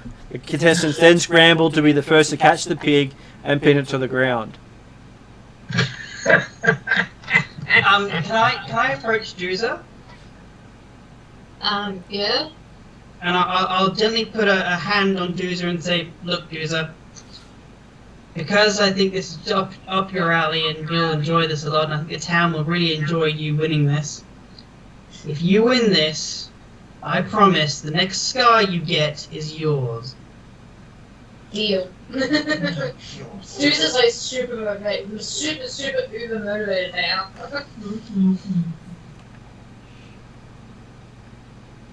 Okay, so does that mean Doozer puts his hand up to join in this event? Of course. So who else will stand against the pig versus the mighty Doozer over here, they say? Harry will step in. Harry steps in. And who else thinks that they can stand against the might of this Harry and this Doozer? Well, I definitely can't, but it'd be hilarious to watch. So you Quest step in. Quest steps in and says, okay, so the rules are simple. The villagers are all excited to see 3 strangers, new people coming in to do this. That they are happy for you to be the ones to go in and catch the pig. Are any of the other townsfolk joining? No, it's for 3 people only. Oh, well, if any of the townsfolk want to join in, Quest will happily let them. Oh no, they're more than happy to watch the master of the falling stars take out the pig.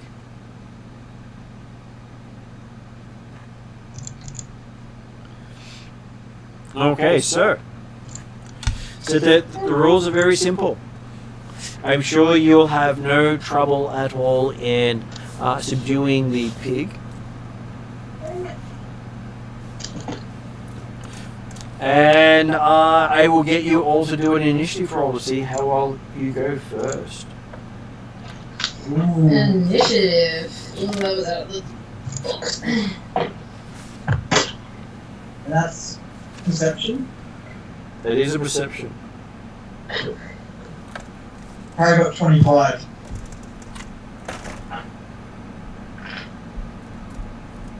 Quest got a 16. 12 plus 8, so 20. Jesus, what's your perception? 10. Oh, I'm only 8. But then again, you have more than me, so. I'm just seeing if I can find the appropriate monster for you to have fun trying to grab. Yep, that's it.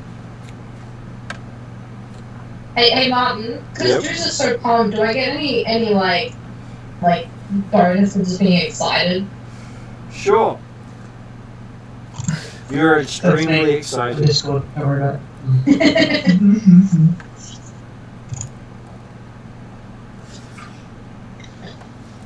Okay. Like visibly my muscles are like, yeah.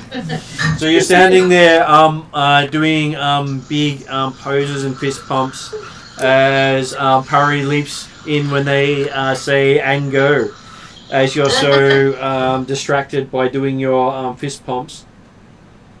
Parry beats you off at the go. That's right, he won't catch it, it's fine. Okay, so Parry, Harry cast Tanglefoot. you cast Tanglefoot. Eating. No, the rules are simple. Catch the pig. Well, it's whoever can pin the pig. Yeah, whoever can pin the pig. Which means if you Tanglefoot it and then someone else goes and pins it, they win. Don't worry. It's 2 actions, though. I cast Tanglefoot. Yeah, but you leapt in, so you moved as an action, and now you've cast Tanglefoot. Okay, so if you want to cast Tanglefoot before moving, that's fine. And it's a Yeah, 2-action spell. Is that correct? Yes. And- that was the plan. And what is the DC? This is bullshit. It's the way parry works. It's not about being flexy. Bullshit. You're shocking muscles. You catch this pig. I'm going to catch this pig with my brain. Goodness me, I think it's a ranged attack. Actually, it's a spell attack. This is a spell attack? Not okay. No, yeah, I'll look up Tangle. yeah. Attempt a spell attack against the target. Yep. Roll one. 26. 26 Yes. against its armor class. I would believe so. Because that's just a hit. Oh, Not a crit hit. Just a hit. Not a crit hit, just a hit.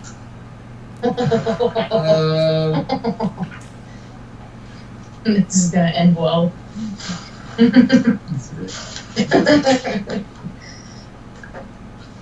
So it's not fully entangled. No. Isn't it just like slow? It is slowed by 10 feet. Which means you can probably still move out of your reach. Yeah, the target takes a minus 10-foot circumference penalty to its speed for run rate. It can attempt to escape against your spell DC to remove the penalty. Okay, so for your final action, what you do, it's I'd probably say it's about 20 feet from you.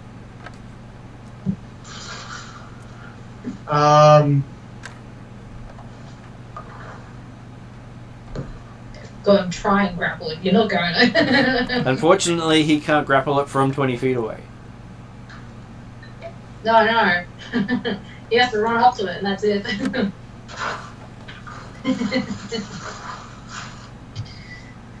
Yeah, now you've shot yourself in the foot again. Again, yeah. Okay. Well, hey, he won't know unless he uses them. Yeah. But, parry has set vines against the creature and missed. Well, Yeah. Aduja is now up. Alright, start chasing and pick down. Okay, so you do a move and reach the creature in one move. Mm-hmm. What do you do next? So it's wrestle the pig, so I'm guessing that's grapple? That is a grapple. Which we not build. And grapple is what, athletics? It is athletics. Um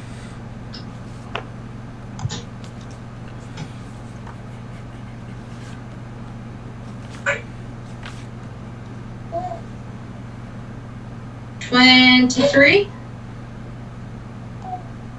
Against the fortitude DC of the creature. 23.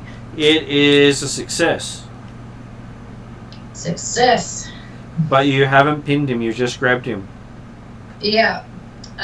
So what, I gotta try to attempt to pin him? Now you've got to try to attempt to pin him.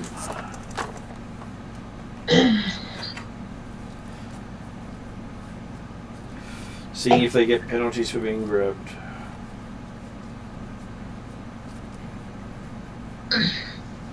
They do.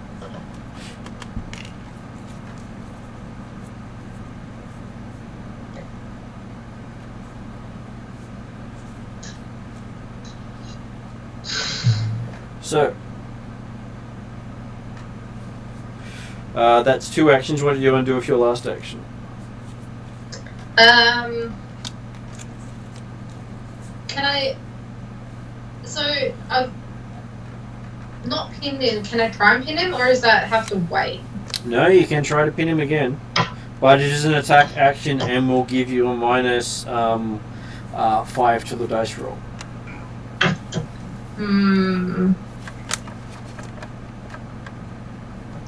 If I fail, does that mean I lose the grapple, or just... If you fail, the opponent slips out. If you critically fail, they could technically grapple you in return.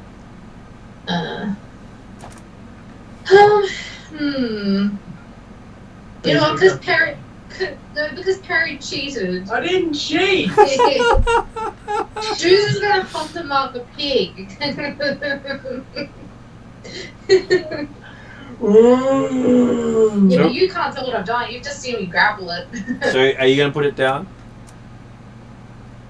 What do you mean? Are you going to go for the second grapple and see if you can put it down? No. I was gonna Hunter's Mark it. Hunter's marker? Okay, it's Hunter's marked. Okay, so then it is Quest go. Right, so Doomsday is now on the pig, but hasn't No. managed to get it to the ground. Doomsday is holding the pig, not on the pig. You can technically go in and grapple because it can't run away from you. Because someone else has got it held in place. Hmm. You could tackle steel in front of him, Doomsday. Sorry, say that again? You can tackle steel in front of Doomsday. So that's Juice like turns his head and looks at Quest like, you dare take this from me, I'll murder you.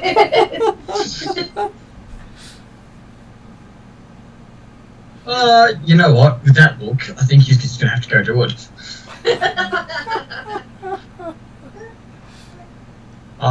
So yeah, he's just gonna run in and attempt to grapple the pig. Okay. So one action runs you in, then it's an athletics check. Does it have to be against my DC as well, Martin? Because No. I'm currently holding it. You're holding part of it. It's like if two people are holding a person, another person can still tackle them. Yeah, no, but it does Quest get any penalties because I'm holding it as well? He does not.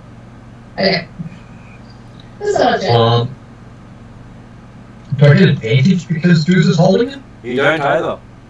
Alright. If you were shooting at it, you would get it. It would be treated as flat-footed, but flat-footed doesn't affect a grapple. Alright. That's a 15 then. Let's say 15. Okay, so you try to grab the pig and slide off one end of it. Faceplant mud. Not quite faceplant. It wasn't a critical fail. You can have a second. You can have a second go. At -1? At -5, yes. Yep, so he'll try it again and from the ground, grab it by the legs and try and climb on it as a grapple. Yep. And that's an 81. Okay, so you try to grab it by the legs and it sends you flying. What do you want to do with your critical fumble? Can I bounce off like the ring post and hit someone outside of the ring? Sure. Really? Which person in particular do you wish to hit? Can you just roll a d20, and if it's odds it'll be Kroll, and if it's evens it'll be Willie? Apparently it's Willie. I hate you all. Miss! And you see Quest get flung out of the ring by the boar and smashed straight into you, covering you in mud and other stuff. How? My armor class is quite good. The pig's aim is better. It's a 2 on the dice. How's it better? That was the odd. Yeah, it was Oz Raven. Okay, so that would technically be an armor class 21. Would that hit you? Exactly what they need. I rolled a 21. So what's coming at me? Quest. You got like over my shoulder. You got quested. Okay, I'll catch him. I'll catch him as he hits me if I can. Okay, so you meet nose to nose. Oh, you Get do off. like me. Get off me! Pushing him down on the ground. Okay, then Parry, you're up. So, Dooza has pig. He does, because the pig's failed to get out of Duzar's grip.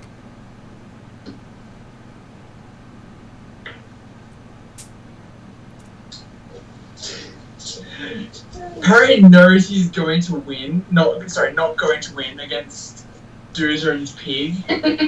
So he's going to make it really hard for Doozer. Great. What's he going to do? Harry's going to cast Glitter Dust on Doozer. Oh, no.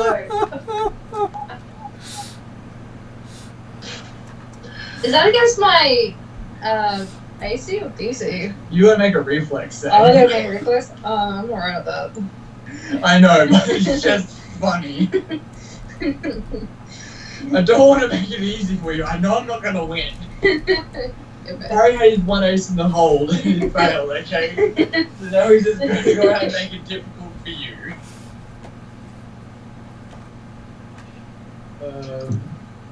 Let me find the exact page for you, Emma.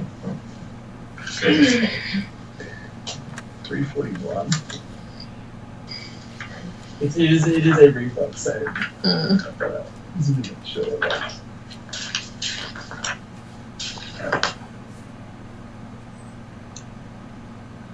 Yep. Yep. So you better make your reflex save. Yep. Off you go.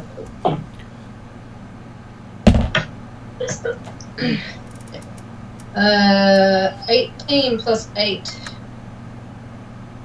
18 plus 8.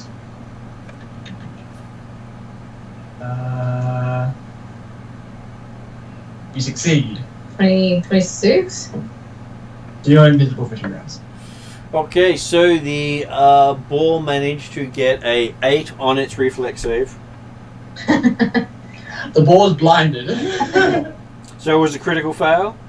Yep. And I'm invisible? No, you're not invisible. I'm not invisible. Your invisibility is negated for 2 rounds. On a that wasn't a crit success? It's regular success. What's your spell DC? My spell DC is 19. Ah. Probably the 18 plus 8. Yeah, 26 is right. Yeah. Still not crit. Yeah, no. Okay. And the pig is blinded. The pig is now blinded, making it easier for Doozer. Yeah. In trying to make it more difficult for me, you've now made it easier. And then Parry's going to move just to get in Doozer's way. Okay. You mean you're going to try to... oh yeah, so you're moving the way. So now it is Doozer's go. I'm going to grapple the pig. Okay. Give me a grapple check. Think Athletics. of the scars, Doozer-san. 14 plus... It's athletics, isn't it? Athletics, yes. 14 plus 9? 23. 23. Okay. Well, I'm going to say because you've already got it grabbed, you pin it this round. Yes. Well done. As you pin the pig, something weird happens. Uh-oh. The pig transforms. 2 extra legs pop out of the body. It starts to give off a rancid smell. And what appears to be a carnivorous plant explodes out of its back. Okay. Looking like that. Oh, dude, what? Yeah. Dude, what the hell? And we shall finish there for the night. No, can you show me the photo? Yeah, I missed the photo. And Emma's in front of the iPad. Oh my god. Oh, You're shit. Oh no. Like Alien. Sorry, like the Thing. Yeah. You gotta be fucking kidding me. So it now has 6 legs instead of 4, and it has a plant growing out of its back. Oh, great. You're welcome, it's blinded. And I've got it pinned. To be fair, Doozer, I wasn't expecting this to give you the scars. Hey, I'll take whatever. Okay, so we shall finish it up there for the night as you deal with it, though I'll get you to make a will saving throw. Will save throw. Just for Doozer? Just for Duda specifically because of and then I'll probably get everyone else to make a roll too. And to round the night Yeah, out. except for me, because I'm nowhere near it. You've got a quest in front of Hang you. on. To round the night out, a natural 20. So that is, Will, did you say? Yep, I will. 28. So not that horrific for Duza. 16. Is this a visual effect? It is. Alright. I think Quest is going to use his ability to use performance instead then. Harry got 24. Barry got 24. Finally, for the first time in like fucking months, I've got a 20. Oh, actually, no. Maybe not. What's this? 23. Quest.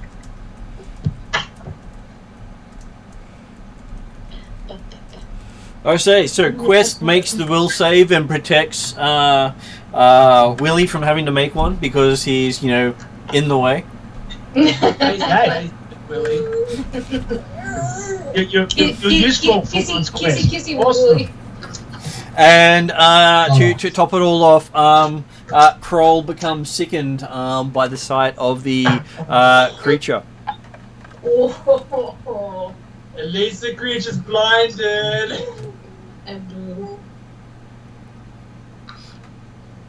The glitter dust was worth it in the end.